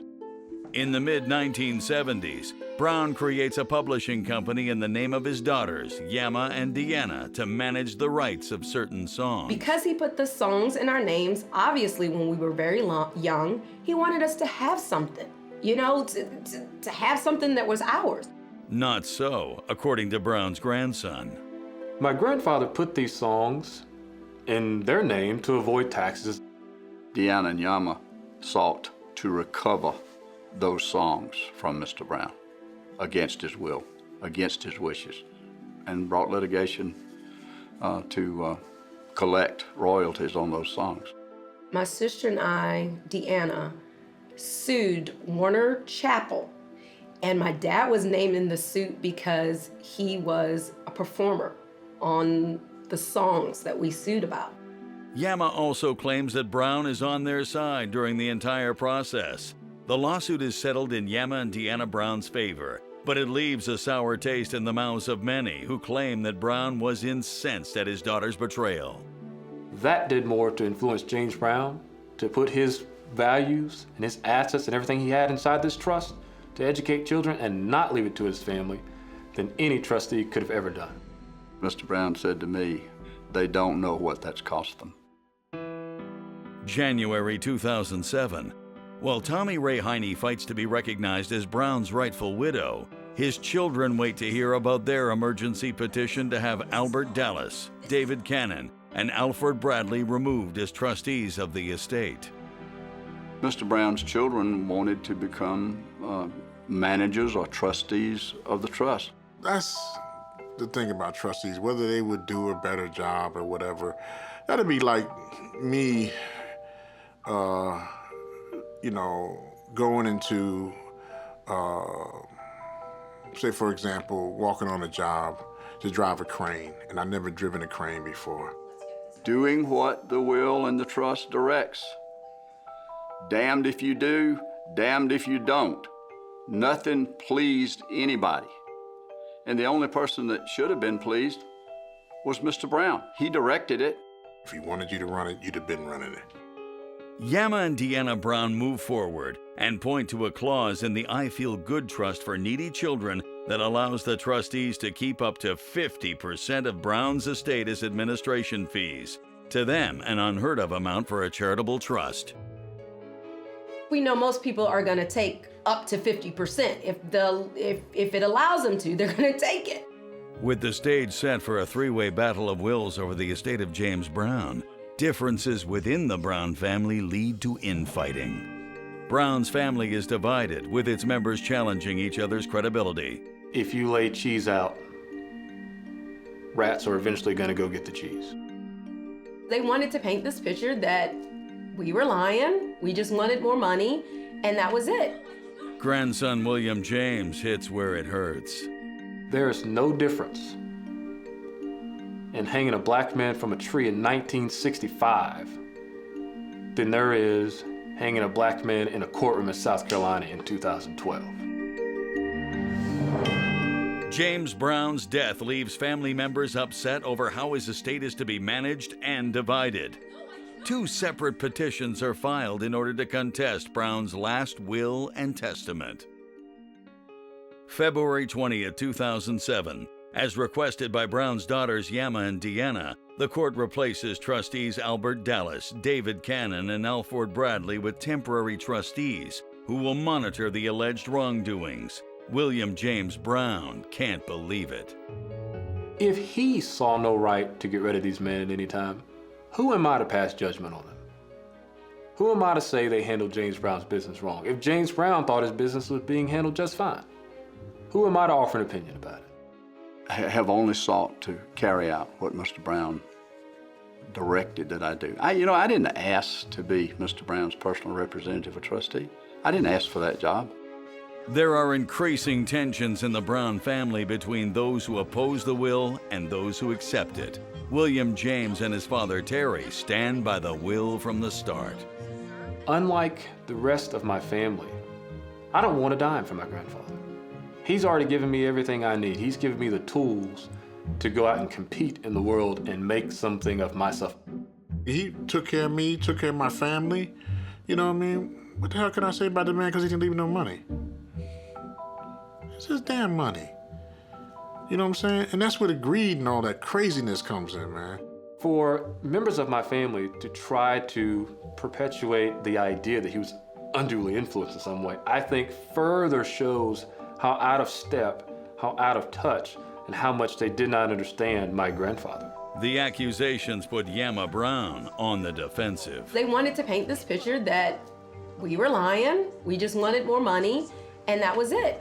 It's just like if you lay cheese out, rats are eventually going to go get the cheese. That is to say, they all want to be something or have something that they're not entitled to, that they are not. I mean, our family really thought about it and really talked about what our dad would have wanted. And what we know he would not have wanted was all this turmoil over his estate. I don't know what my sister's after. You know, I can't speak for them. You know? I mean, if that's the case, if they're after something or whatever, I wish them luck. I hope they find it. While Brown's 6 legitimate children are divided over the will, many others claim to be his illegitimate offspring. Mr. Brown loved women. Let there be no doubt about that. And he never wanted for women. The 1960s and 1970s are a time of free love, and that certainly proves true for James Brown. He had wives, he had girlfriends, he had one-night stands, and he had people working for him who were sort of air traffic controllers who had to make sure that none of these bodies collided or ever met each other. It must have been a fearful job. He was a player, man. He's James Brown, man. You know, what woman wouldn't want a man of power like that? You know, it ain't like he had to go out here and stand on the corner and wait. They came to him. Remember that. But Brown's philandering will come back to haunt him. DNA tests prove that he fathers at least 3 illegitimate children over the years. As a result, Brown's illegitimate grandchildren will be eligible as beneficiaries of the Brown Family Education Trust. 2007, the temporary trustees hold an auction of Brown's belongings in order to cover legal fees and maintenance on his house. But this decision doesn't please everyone. A lot of us were for it, but some of us were against it because some of the things that were sold were things that we did not agree on. Unsatisfied by the current management of the estate, Brown's children decide to propose a settlement to the courts. They invite another key player in the battle against Brown's will to join them, Brown's widow Tommy Ray Heine, mother of James Brown Jr. Their son was our family, that was like our brother, and he's a kid. He's the same age as my son. And so we felt an overwhelming sisterly, brotherly responsibility to make sure he was gonna be okay. The settlement takes several months to prepare. It proposes to divide Brown's estate into 4 equal shares, one for his 6 adult children, and another for Tommy Ray Heine and James Brown Jr. The remaining 50% is to be split between the Brown Family Education and I Feel Good trusts. Did Mr. Brown have the right to expect that his will and trust would be enforced by the court? Absolutely, as any other individual who makes a will and trust. They have the right to expect the courts to enforce it according to its terms. The settlement is submitted to Judge Doyet A. Early in the Circuit Court of Aiken County, South Carolina in 2009. The settlement is approved on May 26, 2009.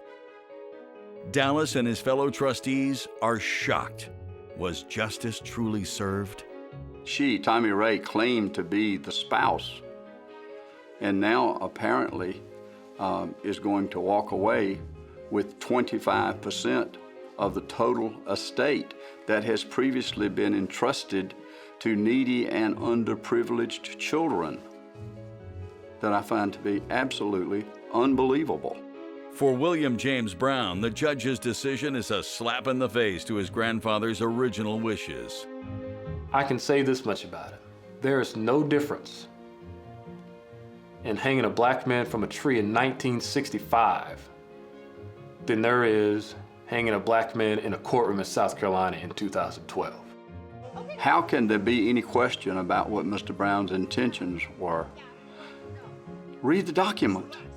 It tells you unequivocally what he wanted. Why has the Attorney General of South Carolina turned its back on James Brown's wishes? The decision represents a victory for Yama Brown. After all, half of Brown's estate is still being allocated to education. We respected his wishes, and I still feel like we respect his wishes. The 2 charitable trusts fall under the jurisdiction of the Attorney General of South Carolina. They are there to make sure that that trust gets carried out. We asked for the judge to bring a party in that could help administer that. In other words, we as the family aren't even administering that. We won't even, quote unquote, touch that money. We'll help in the process determine who gets it and things like that. As for the money itself, it's still tied up in legal red tape. Do you know that not only has not one child received 1 penny to be educated, but 30+ lawyers have billed tens of millions of dollars in the face of those children not being educated? 5.5 years later, to my knowledge, not 1 dime. Isn't it ironic? We couldn't do anything because we were tied up in this court, all this court stuff. So any monies that were coming in were going to more attorneys. The underprivileged kids right now, those are the ones who are suffering. They suffering. They need educations, man. His grandchildren, their education ain't secure, Mr. Attorney General, you have a fiduciary responsibility to help educate children. You have a responsibility to protect this trust. The legal courts in South Carolina, you have a responsibility to give a man due process, to give a man's will the respect it deserves. In June 2007, Albert Dallas, David Cannon, and Alfred Bradley resign as trustees, or are forced to resign, according to Dallas, who points out what he sees as the bitter irony in all of this. Whomever winds up doing all of this will be charging the same kind of fees that Mr. Brown provided for. And it was Mr. Brown's choice whom he wanted to carry out those duties. That's the thing that's so hurtful about all of this. These were good men. They were decent men. They were honest men. They were loyal. They did what Mr. Brown, my grandfather, asked them to do, without question, without fail, every single time. I've often thought, wouldn't it be great if Mr. Brown could walk into the courtroom, would be held to pay. Be held to pay. Darrell and William James Brown have already paid their price for trying to uphold the Godfather of Soul's final wishes. Does it hurt that you've been ostracized by your family? Of course it does. Does it hurt on holidays you can't see your family? You can't pick up the phone and say, hey, I love you. You can't gather together. Sure, those things hurt. You know, like any other siblings, man, you know, we have disagreements. You know what I mean? We don't agree with each other all the time. You know what I'm saying? And we would like to be closer, you know, at times. But at the same time, I owe as much to my grandfather to do the right thing, to stand there, resolute and firm, to carry out his wishes, regardless of what the consequences are. Because in the end, without James Brown, there's no William Brown. Because he lived, I live. That's the bottom line to it. It's a strain, man, you know what I mean? But the funny thing about it is that, you know, you put us all together, we all look alike. It's a lot of work for my brothers and sisters and I to continue on, but it's worth it. You know, he came from nothing and built all of that. So the least I can do as his child is to continue it on in a positive way, in a way that would make him happy. I love the man.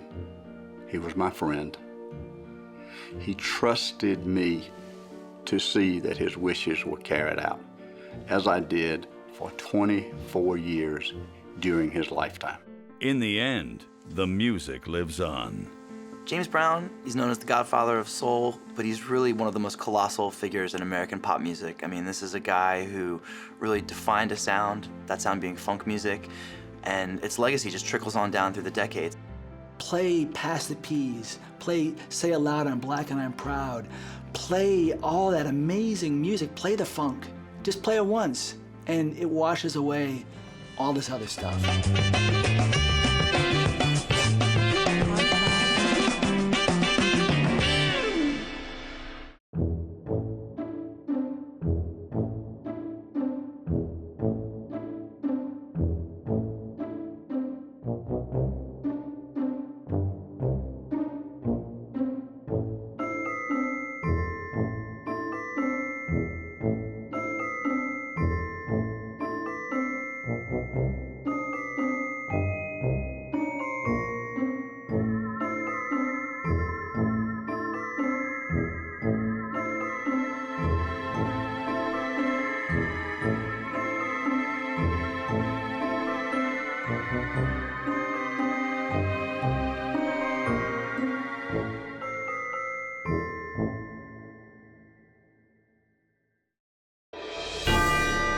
Jimi Hendrix, considered by many to be the greatest guitar player in music history, is found dead at the age of 27. With no will to be found, the rights to his music and image are up for grabs. It's the single most expensive estate battle in the history of rock and roll other than the Beatles. A battle erupts that spans over 4 decades and leaves a family divided. He starts yelling at her, calling her names, and I says, Leon, you gotta stop this stuff. But when the stakes are worth an estimated $80 million, emotions can run high. It was like a slap in the face. I wasn't angry, but I almost wanted some revenge.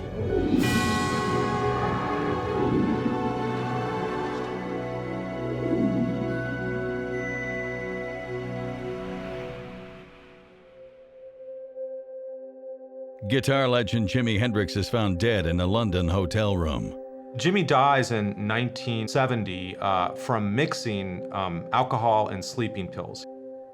He had shacked up with a woman, a groupie-type woman that he had just met, and she had sleeping pills that were in German, and they were much more powerful than American sleeping pills. Jimi, in all likelihood, thought the otherwise, thought they were weaker, and took a handful of them took what would have been about 30 times the recommended dose and happened to drink that down with a significant portion of red wine. Emergency service workers find the superstar alone in his room. Jimi's management team calls his father Al in Seattle, Washington to break the news. Jimi Williams was Jimi Hendrix's best friend growing up in Seattle. I got a phone call from my sister, and she's turned on the radio. You know, Jimi Hendrix just died in London or something. And I said, oh, no, you know, that's not true. And so I turned on the radio, and they were doing the announcement, and I says, I got to go over and see Al. So she said, I'll go with you. So I went over there, and Al was he was just broken. Jimi's younger brother Leon has been behind bars at the Monroe Reformatory for just over 6 months. On the morning of September 18th, he's awoken with the bad news. Everybody's got a radio. It said Jimi Hendrix dies of drug overdose. And then everybody said, turn that radio off. That's his brother upstairs. You know, so everybody turned their radios off. And then the chaplain came over the loudspeaker and said, Leon Hendrix, 415-617, report to the chaplain. And then that's when I knew that it was true. There's a phone call for Leon. My dad was on the phone. He said Jimi died, and you know, and we were both crying. But then the whole prison seemed to have this respect for some reason. When I came back, the whole prison was silent. Leon is devastated. They put me in solitary confinement because they thought that I might want to commit suicide. For Leon, Jimi Hendrix was more than just an older brother. Jimi was in charge of me. Anything that happened to him, I had to go. When he went to play, you know, band practice, he dragged me along. Their relationship, it was special because it wasn't just a brother to Leon, he was like a father. And they kind of lived in an impoverished life, so it was kind of Leon and Jimi against the world.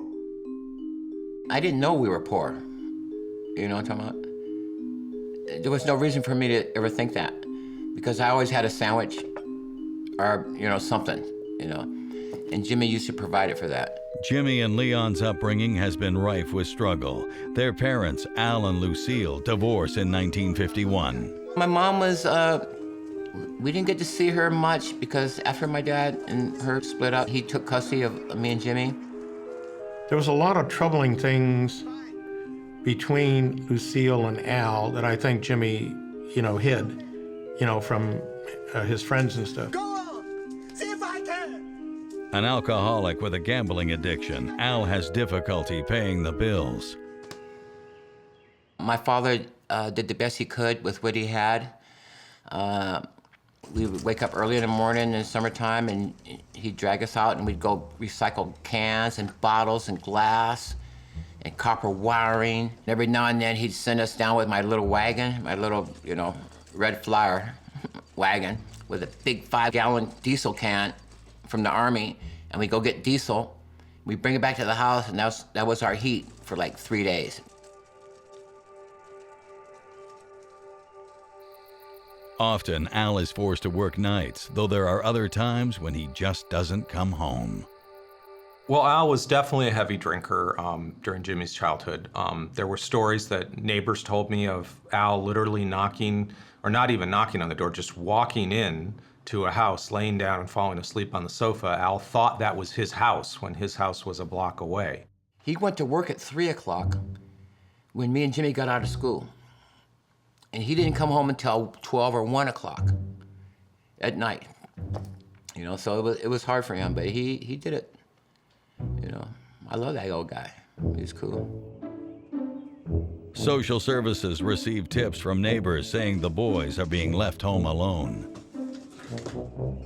The welfare people were trying to take me and Jimi from my father. Every day, they'd park outside and wait for us to come out and try to capture us. You know, and my dad said, "Don't answer the door," you know. While they managed to avoid the social service agents for a while, Leon is eventually taken into foster care. Fortunately, he is not too far away.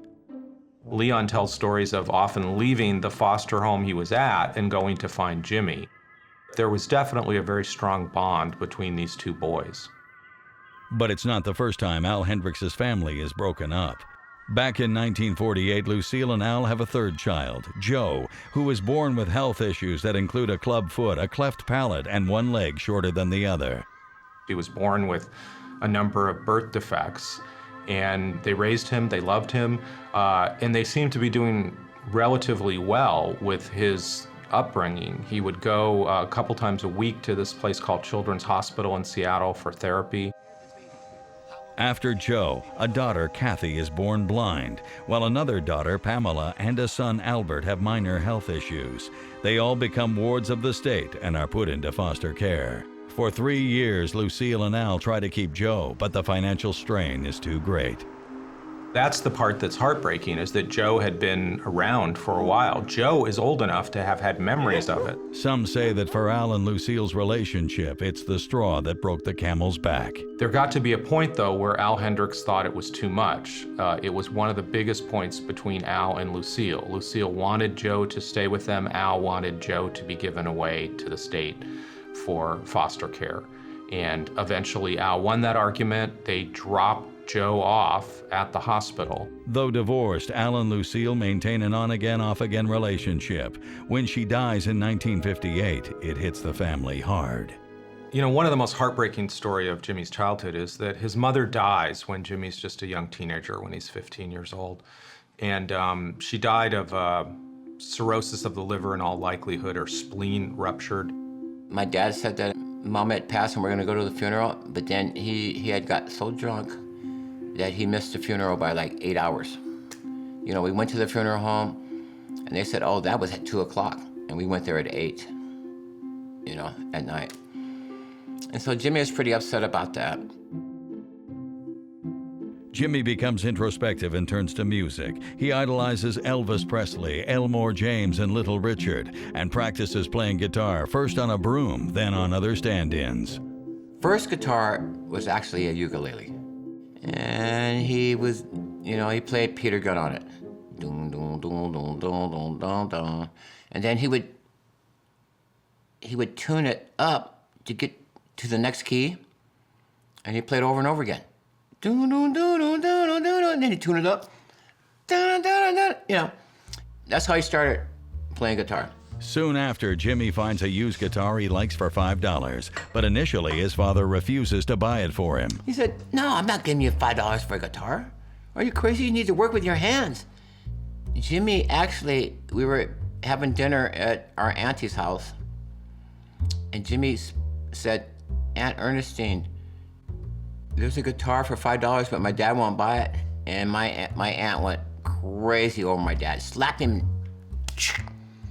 He said, if you don't buy that guitar, I buy it. When you see the skill that he showed when the world discovered Jimi at 21, it appears that Jimi at that point had been playing for decades. And the truth was he'd only been playing for a few years on very, very crude instruments.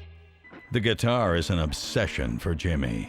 Some point, Jimi was showing up with his guitar strapped to his back, neck, you know, downward, and didn't have an amplifier, but he went around and played, you know, for anybody who would ask him to play. And that guitar went every place with him. I mean, he played it constantly. Seattle, Washington, 1967. Leon is working in his father's landscaping business. For 5 years, Jimi has been chasing his dream of becoming a professional musician. Preoccupied with life on the road, Jimi hasn't communicated much with his father and brother. One day, during a lunch break, Al and Leon hear loud music coming from a neighbor's apartment. These people downstairs are playing this loud rock and roll music all the time. And for some reason, my dad said, you know, that sounds like Jimi. Leon discovers they are listening to a record by the Jimi Hendrix Experience. It's the first time Leon's seen the album, and he takes the record over to show his father. They're floored. It's like, wow.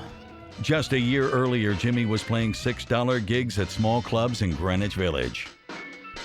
It was very different for an African American to suddenly be in white people's land, in folk music land, But Jimi began playing some of the exact same songs he'd played in Harlem, but they played very differently in the Village. They were exotic.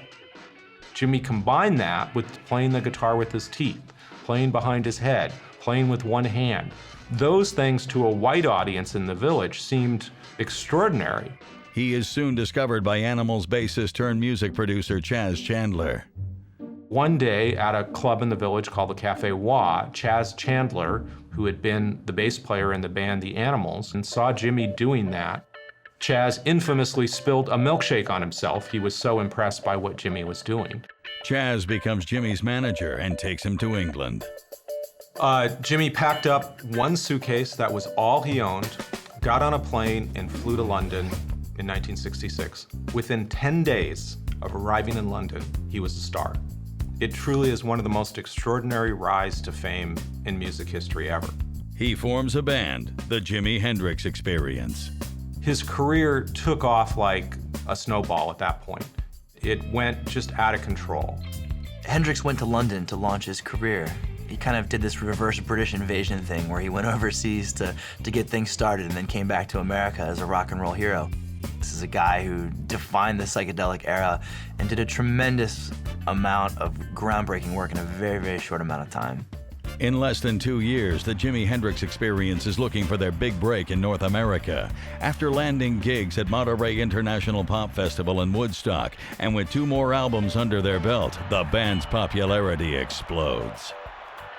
But during the hippie movement of love, psychedelic music went almost hand in hand with a psychedelic lifestyle. Drugs really only came into his life once fame happened and once money happened. This lifestyle, along with an almost obsessive work ethic and non-stop touring schedule, eventually catches up with Jimi. As he got more famous, he became more unhappy because the demands were different than going to the Cafe Wah on Friday night. That began this downward spiral thing. They booked Jimi like 2 gigs a day in Europe. So it was like killing him by attrition, by wearing him out. He clearly did eventually develop a bit of a problem with drugs towards the last year of his life. And in some ways that did lead to the lifestyle choices that eventually led to his death in 1970. Many believe when he took the handful of sleeping pills the night he died, he was just trying to get a good night's sleep. The alcohol that he drank and the alcohol already in his body eventually led to his death. He did not overdose intentionally. It was not an overdose from, let me take a bunch of stuff and feel really great. It was, I'm exhausted, I need to sleep, I'm taking a ton of these sleeping pills, and I'm gonna drink it down with red wine, and he died. Jimi doesn't leave a will. Jimi's father Al is considered his next of kin and is in line to inherit the rights to his son's musical legacy, until a paternity suit threatens to take everything away. If you look at a photograph of this child and you look at a photograph of Jimi Hendrix, even though his mother was a blonde Nordic woman, you go, this is clearly Jimi Hendrix's child. Guitar superstar Jimi Hendrix dies without a will suddenly at the age of 27. Everyone assumes his father Al will inherit his son's estate, but his claim is about to be challenged. Jimi had at least 2 children that we know of. One of them was a woman with a woman named Diana Carpenter, who he had met in New York. She had been a prostitute during that era, and Jimi hooked up with her. Harlem, New York, 1966. Jimi and Diana Carpenter are living together when Diana discovers she is pregnant. At Jimi's insistence, she stops working the streets for a while, but it's not long before she starts up again. She soon gets arrested, and the 2 part ways. Diana's daughter Tamika is born in February 1967. Nearly 4 decades later, Jimi's childhood friend Jimmy Williams runs into Diana in Seattle in 2004. I just happened to meet a woman by the name of Diane Carpenter, and she said that she was Jimi's ex-girlfriend. She had a daughter by Jimi. And I said, oh, wow. Her lawyers launch a paternity suit in 1970, before Jimi's death. They send letters instructing him to do a blood test, but it never happens. A year before he dies, Diana tracks Jimi down after one of his concerts. She clearly approached Jimi at one point in San Francisco and Berkeley and told him, "I've had a kid by you." And Jimi hung out with her, at least in the airport. It will be their last encounter. Jimi never officially recognizes Tamika as his, though he does carry a photo of her, and in the unreleased song Red Velvet Room, he sings a line, "How's Tammy?" After Jimi's death, Diana challenges Al's claim to Jimi's estate. She says, well, I'm here with my daughter to put a claim in for some of the estate. Whenever there is no will present, estates go to the next of kin. But her case isn't convincing enough, and in 1972, the courts rule against Diana's claim, saying that because no blood test was taken while Jimi was alive, paternity cannot be established. That child's DNA has never been tested against Jimi, and so we're only taking Diana Carpenter's word for that. If Jimi is her dad, it's got to be the worst feeling in the world that you can't get your family to acknowledge that you're, his kid. This leaves Al with the rights to the entirety of his son's estate. Not knowing much about the music biz, though, he hires attorney Leo Branton and producer Alan Douglas to manage his son's legacy. Shortly after Jimi died, and this is as I understand from the court records, I wasn't an attorney on it, Leo Branton basically sent something to Al that said, sign here and I'll take care of everything. My relationship with Al Hendrix was a very warm relationship. He trusted me completely. He was very responsive to whatever advice I would give him. He always indicated that he appreciated what I was doing for him. Leo soon discovers that Jimi was in debt. I found out that he had about $20,000, and he had loads of debt. He owed his manager over $300,000. He owed money to Warner Brothers that they gave him as a loan to build a studio. He would finish a concert and go out to a club and jam all hours of the night. But all the business dealings he didn't care about, and he frankly was very bad at. He was a very popular performer. He made more money at Woodstock than anyone else, and yet a week later he played for free on a Harlem street, and that cost him money. He made decisions that were primarily based on his desire to play music, not on what was smart business sense. In short, Jimi doesn't leave much, but he does leave an extensive song catalog and hundreds of hours of unreleased recordings. Alan and I went all over the world trying to find pieces that Jimi had done and had never been made into a record and had never been produced or distributed. And from this, we made 6 post-death albums. It generated millions of dollars for him. Leo Branton then went on to manage the estate while paying some royalties to Al Hendrix.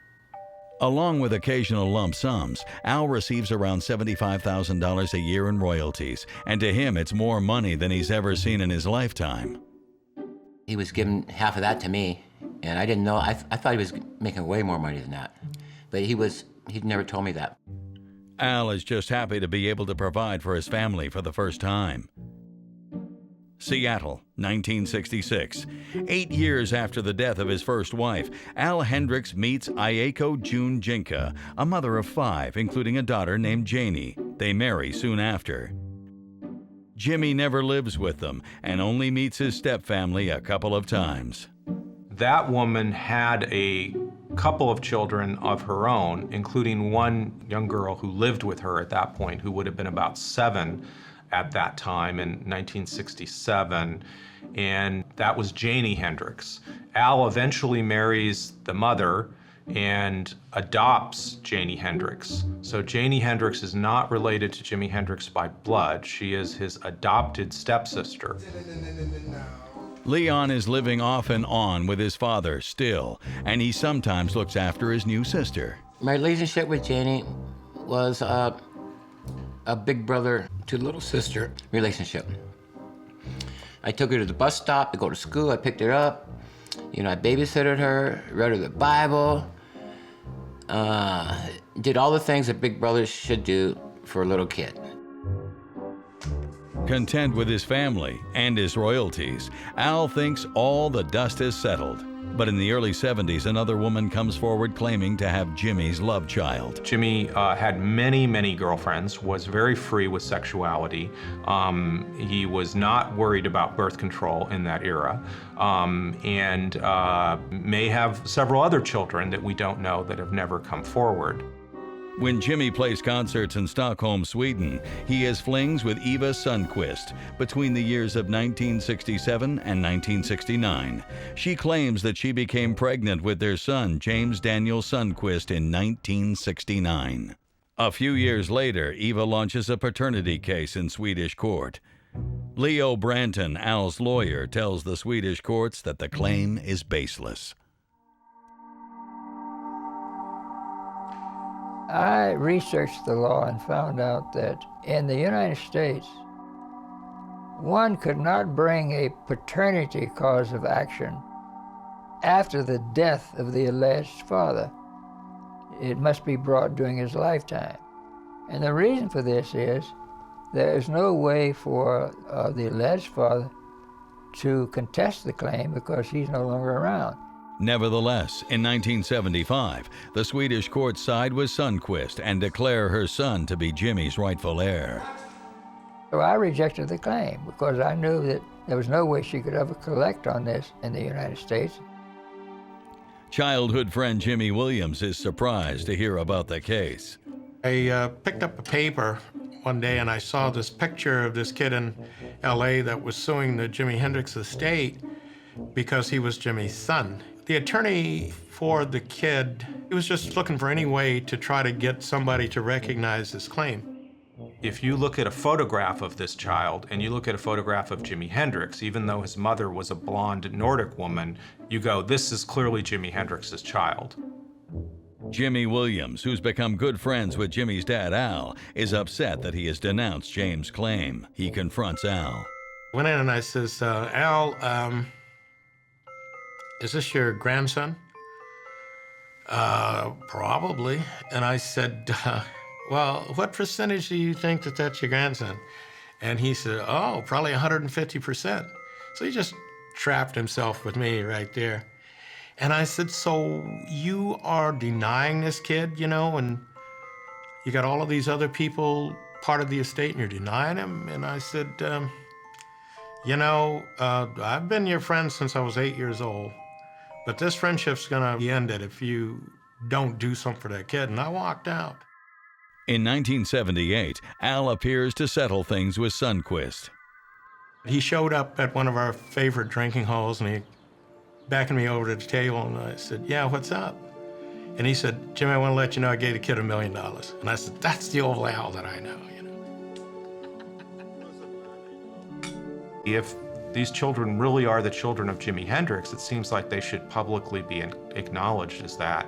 And as far as I know, neither Tamika nor James Sundquist has ever gotten that kind of public acknowledgement from Jimi's estate or heirs. By 1997, with both paternity suits finally handled, things once again appear to have settled down when a letter arrives, offering Jimi's siblings Leon and Jimi Hendrix $1 million each, and changes everything. You find a lot of people influencing Leon and explaining things in ways to him that he might not be able to understand. He's being scammed, essentially.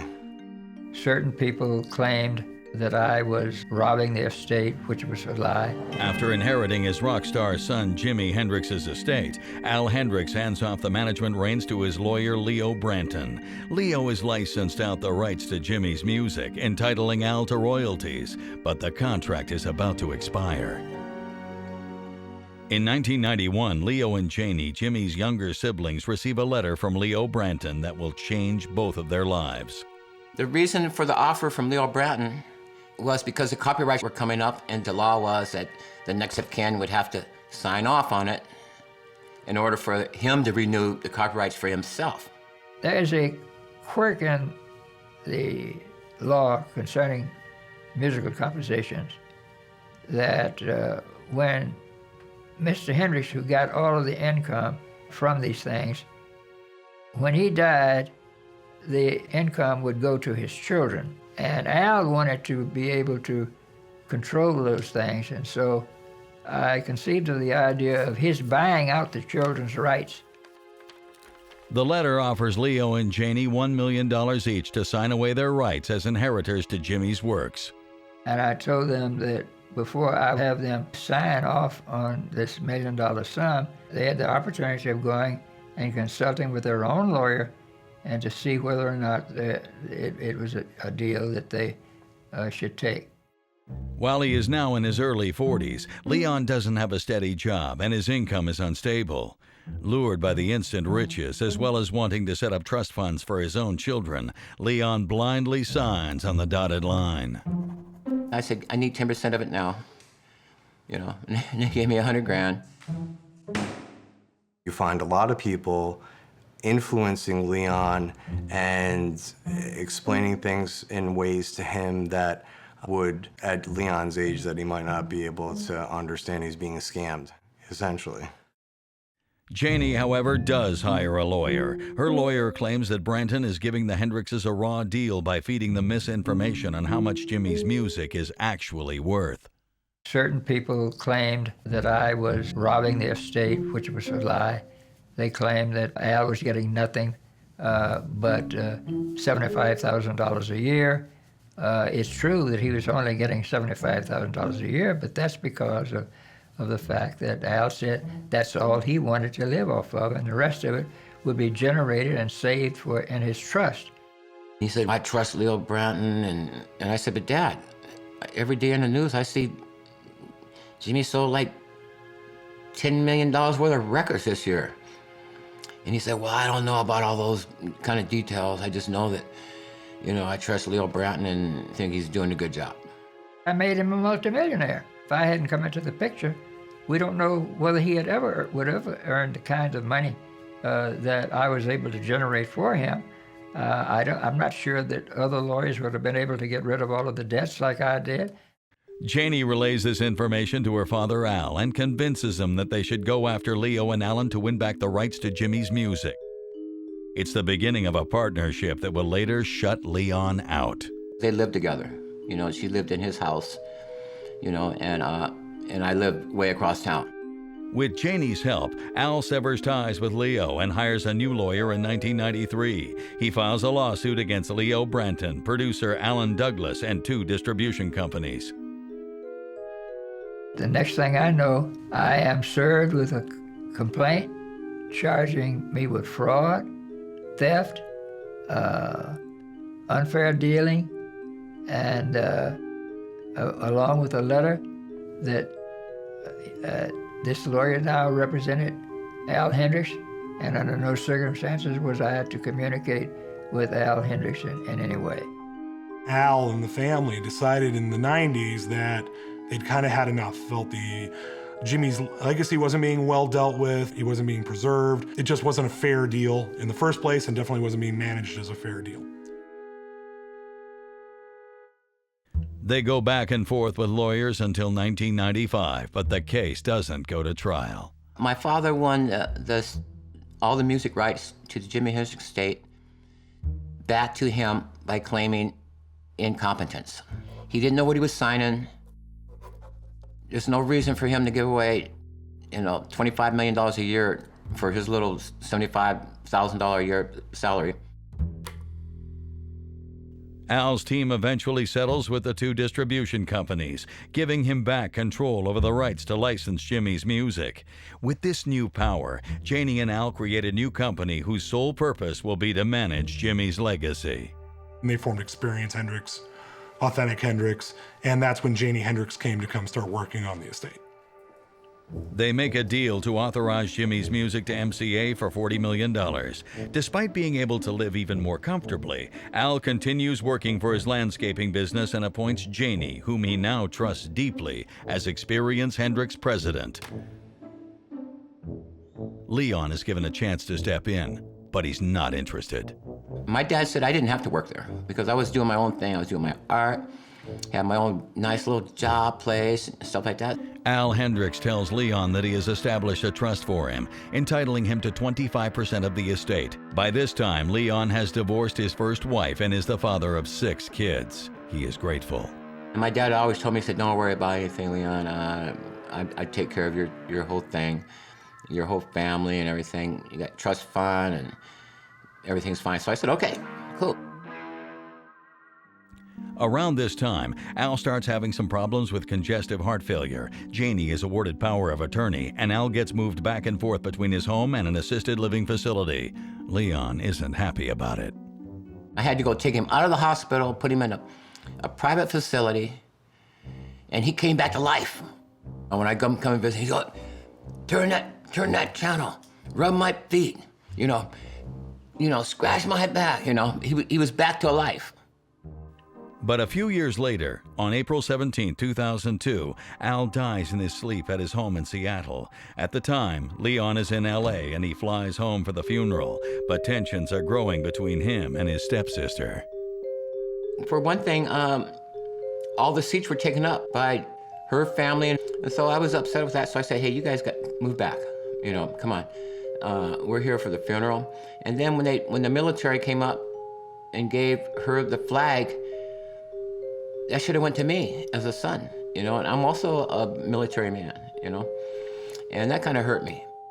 Leon got emotional when, they read the sermon at the site, and Janie wasn't too far away, and he starts yelling at her, calling her names, and I says, Leon, you gotta stop this stuff, and so I grabbed him and pushed him, and everybody was saying, Leon, don't do this, you're disrespecting your dad's funeral.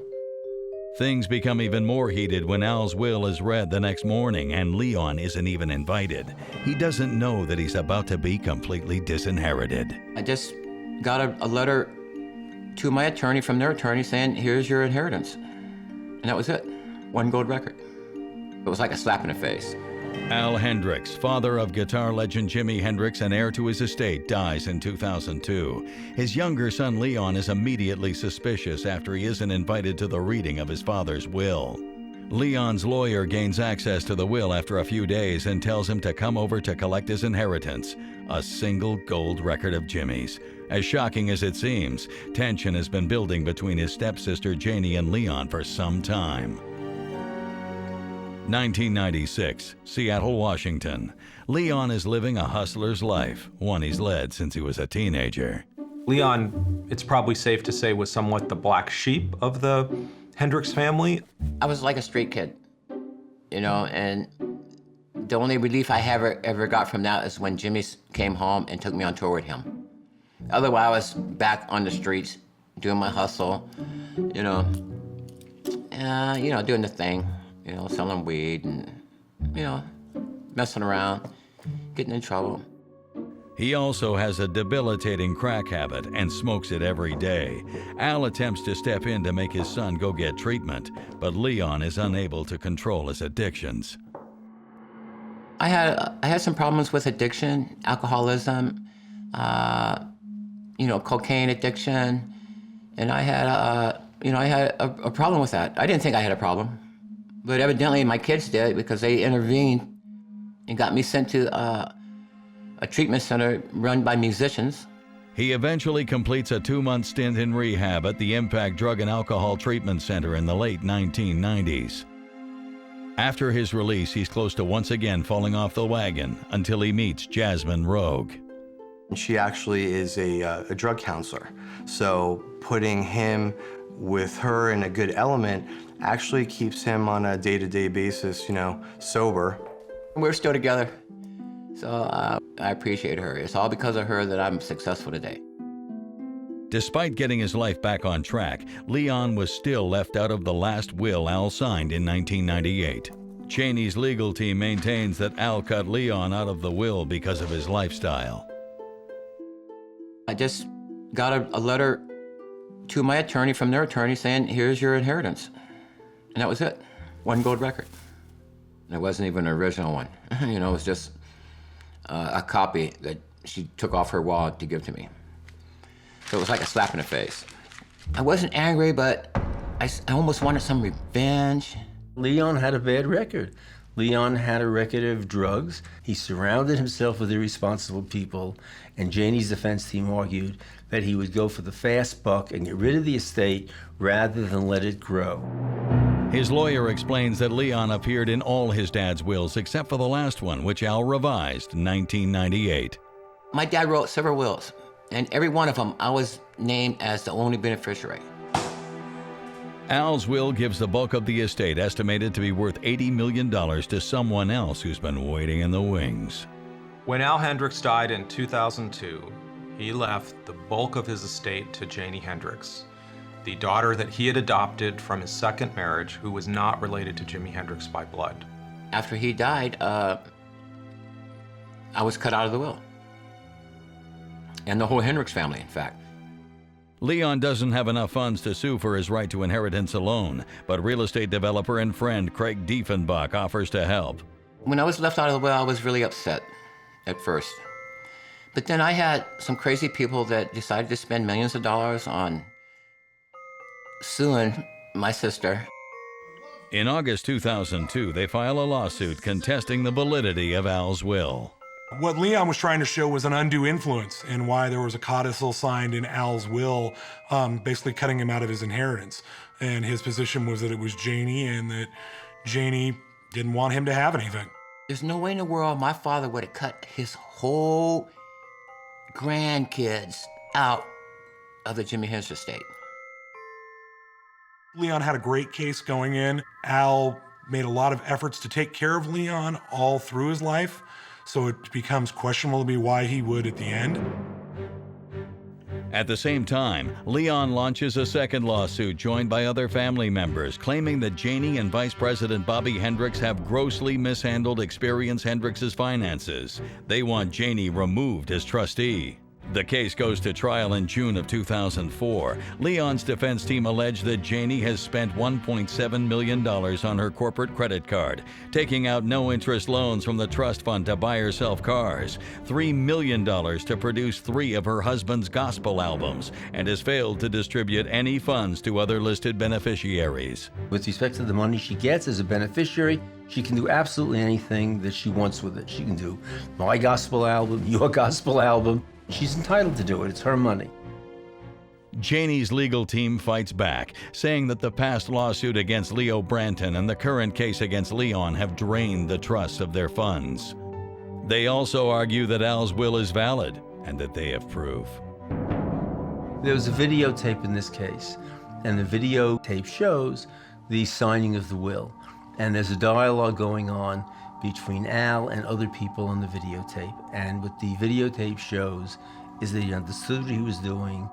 I specifically asked her, why don't you just simply settle with Leon? Why don't you, find some way? Wouldn't that be much more inexpensive and an easier way out of this? And she claimed that what she was doing was following Al's wishes, and she had a duty to do that.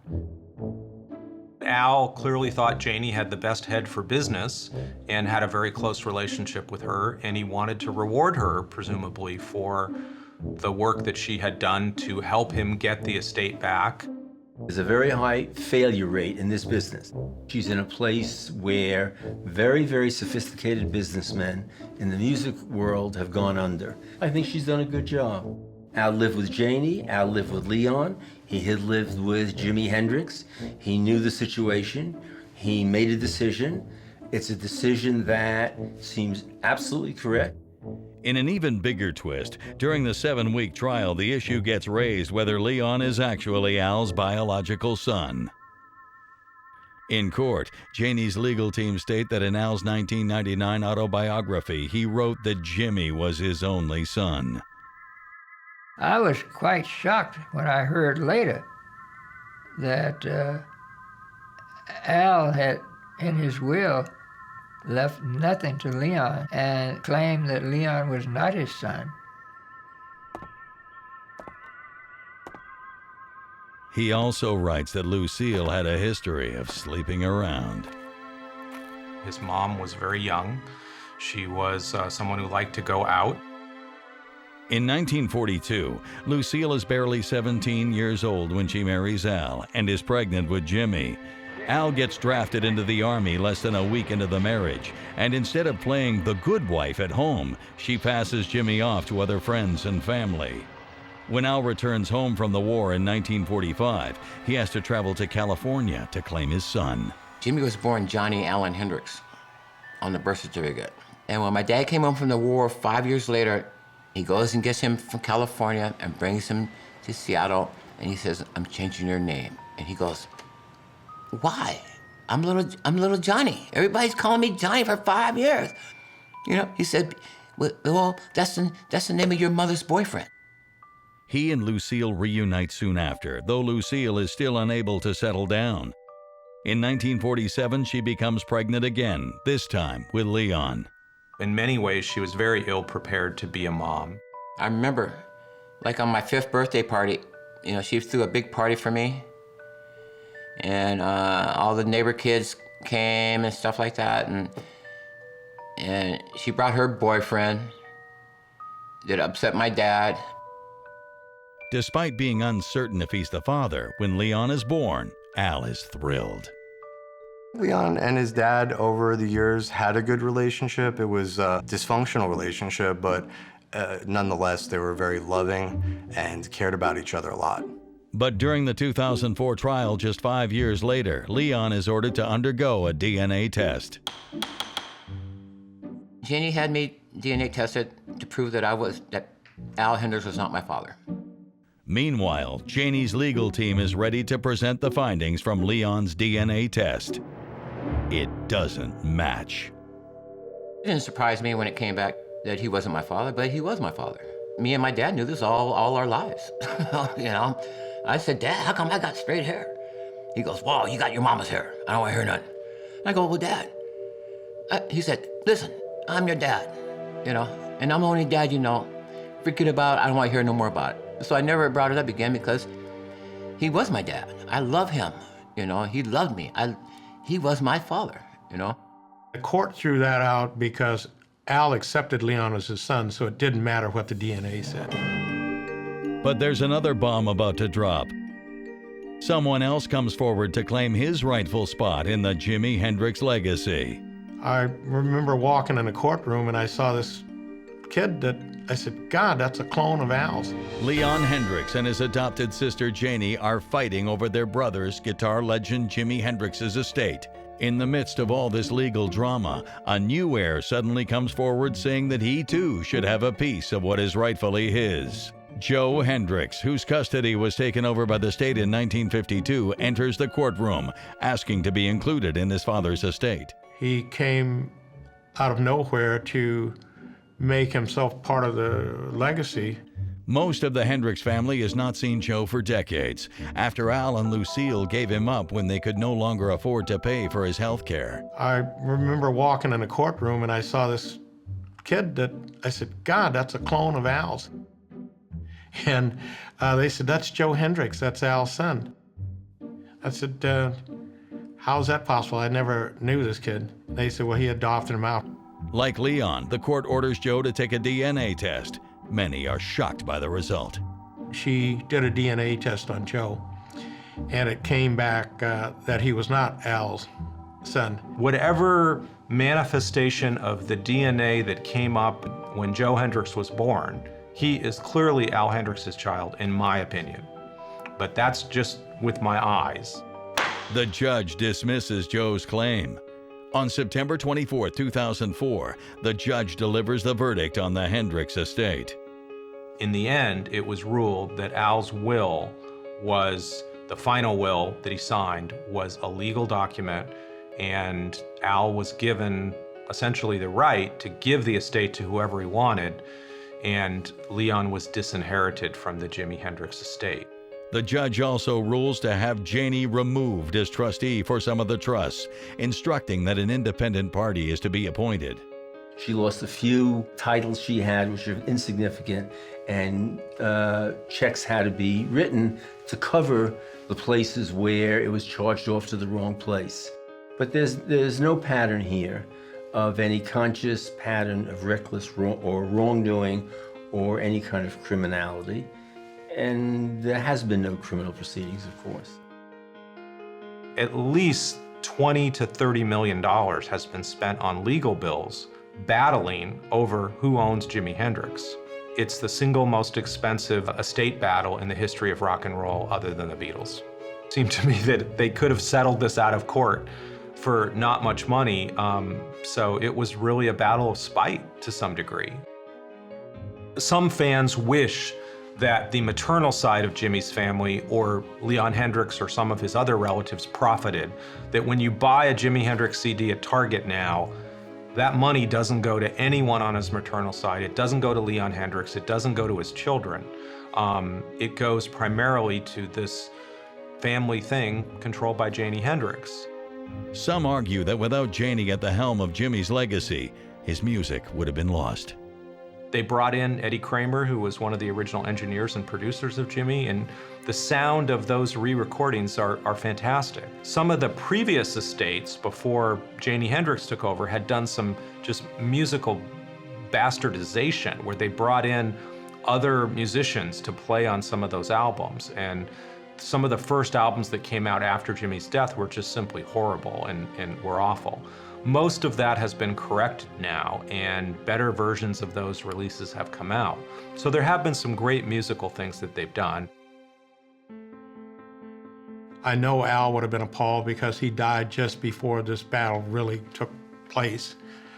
And my thinking is that Jimi would have wanted all of his family taken care of the best that he could. My children are angry because they got really cut out. They feel as though they were entitled and they got ripped off, and they're still, angry about it. I let it go. Even worse for Leon are the rumors that Jimi Hendrix did draw up a will, and that if it had been found, the outcome would have been very different. There were a number of people who were Jimi's friends, including one of his girlfriends that he was with for a long time, who said that he had a will, but it was never found, never filed. Leon does win a legal battle in 2011, granting him and his company Rockin' Artwork the right to use Jimi's image and name publicly. Every time you see his face on something, you know that's Jimi Hendrix, right? So we won that right. That's the only thing we won in court. The most important thing we won is we gave Leon a stake in Jimi's legacy again. Is the patriarch of the Hendrix family, as his blood brother, as the only guy left running around that knew what it was like to be in a house with Jimi. Now when people are buying, Jimi stuff, wanting to look at Jimi and think about Jimi, they're getting the input and views from Leon on that. She got the money, it's fine. I got the legacy and the heritage in my heart and in my soul and in my brain, and that's all I need. Leon also carries on his brother's legacy in a way that Jimi would relate to, through music. He's a very talented individual because he didn't start playing guitar till later in his life. So for someone at his age to learn the guitar, and he would tell me sometimes when he's on stage, he'll be playing and he'll feel like he's about to mess up, and he closes his eyes and he says, "Oh, Jimi, please help me, please help me." And he feels him. Despite all the legal drama, Jimi Hendrix will still be remembered most for his music. When we're talking about the greatest guitarist of all time, Jimi Hendrix has to be in that conversation. His music is both timeless, influential, and if you can really try to pull yourself back as someone that works with music and everything and think about nobody was doing what Jimi did before Jimi did it.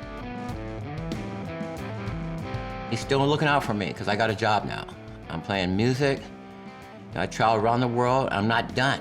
I'm getting offers every day to go back, go there, go there. So I'm very blessed. Thank you, Jimi.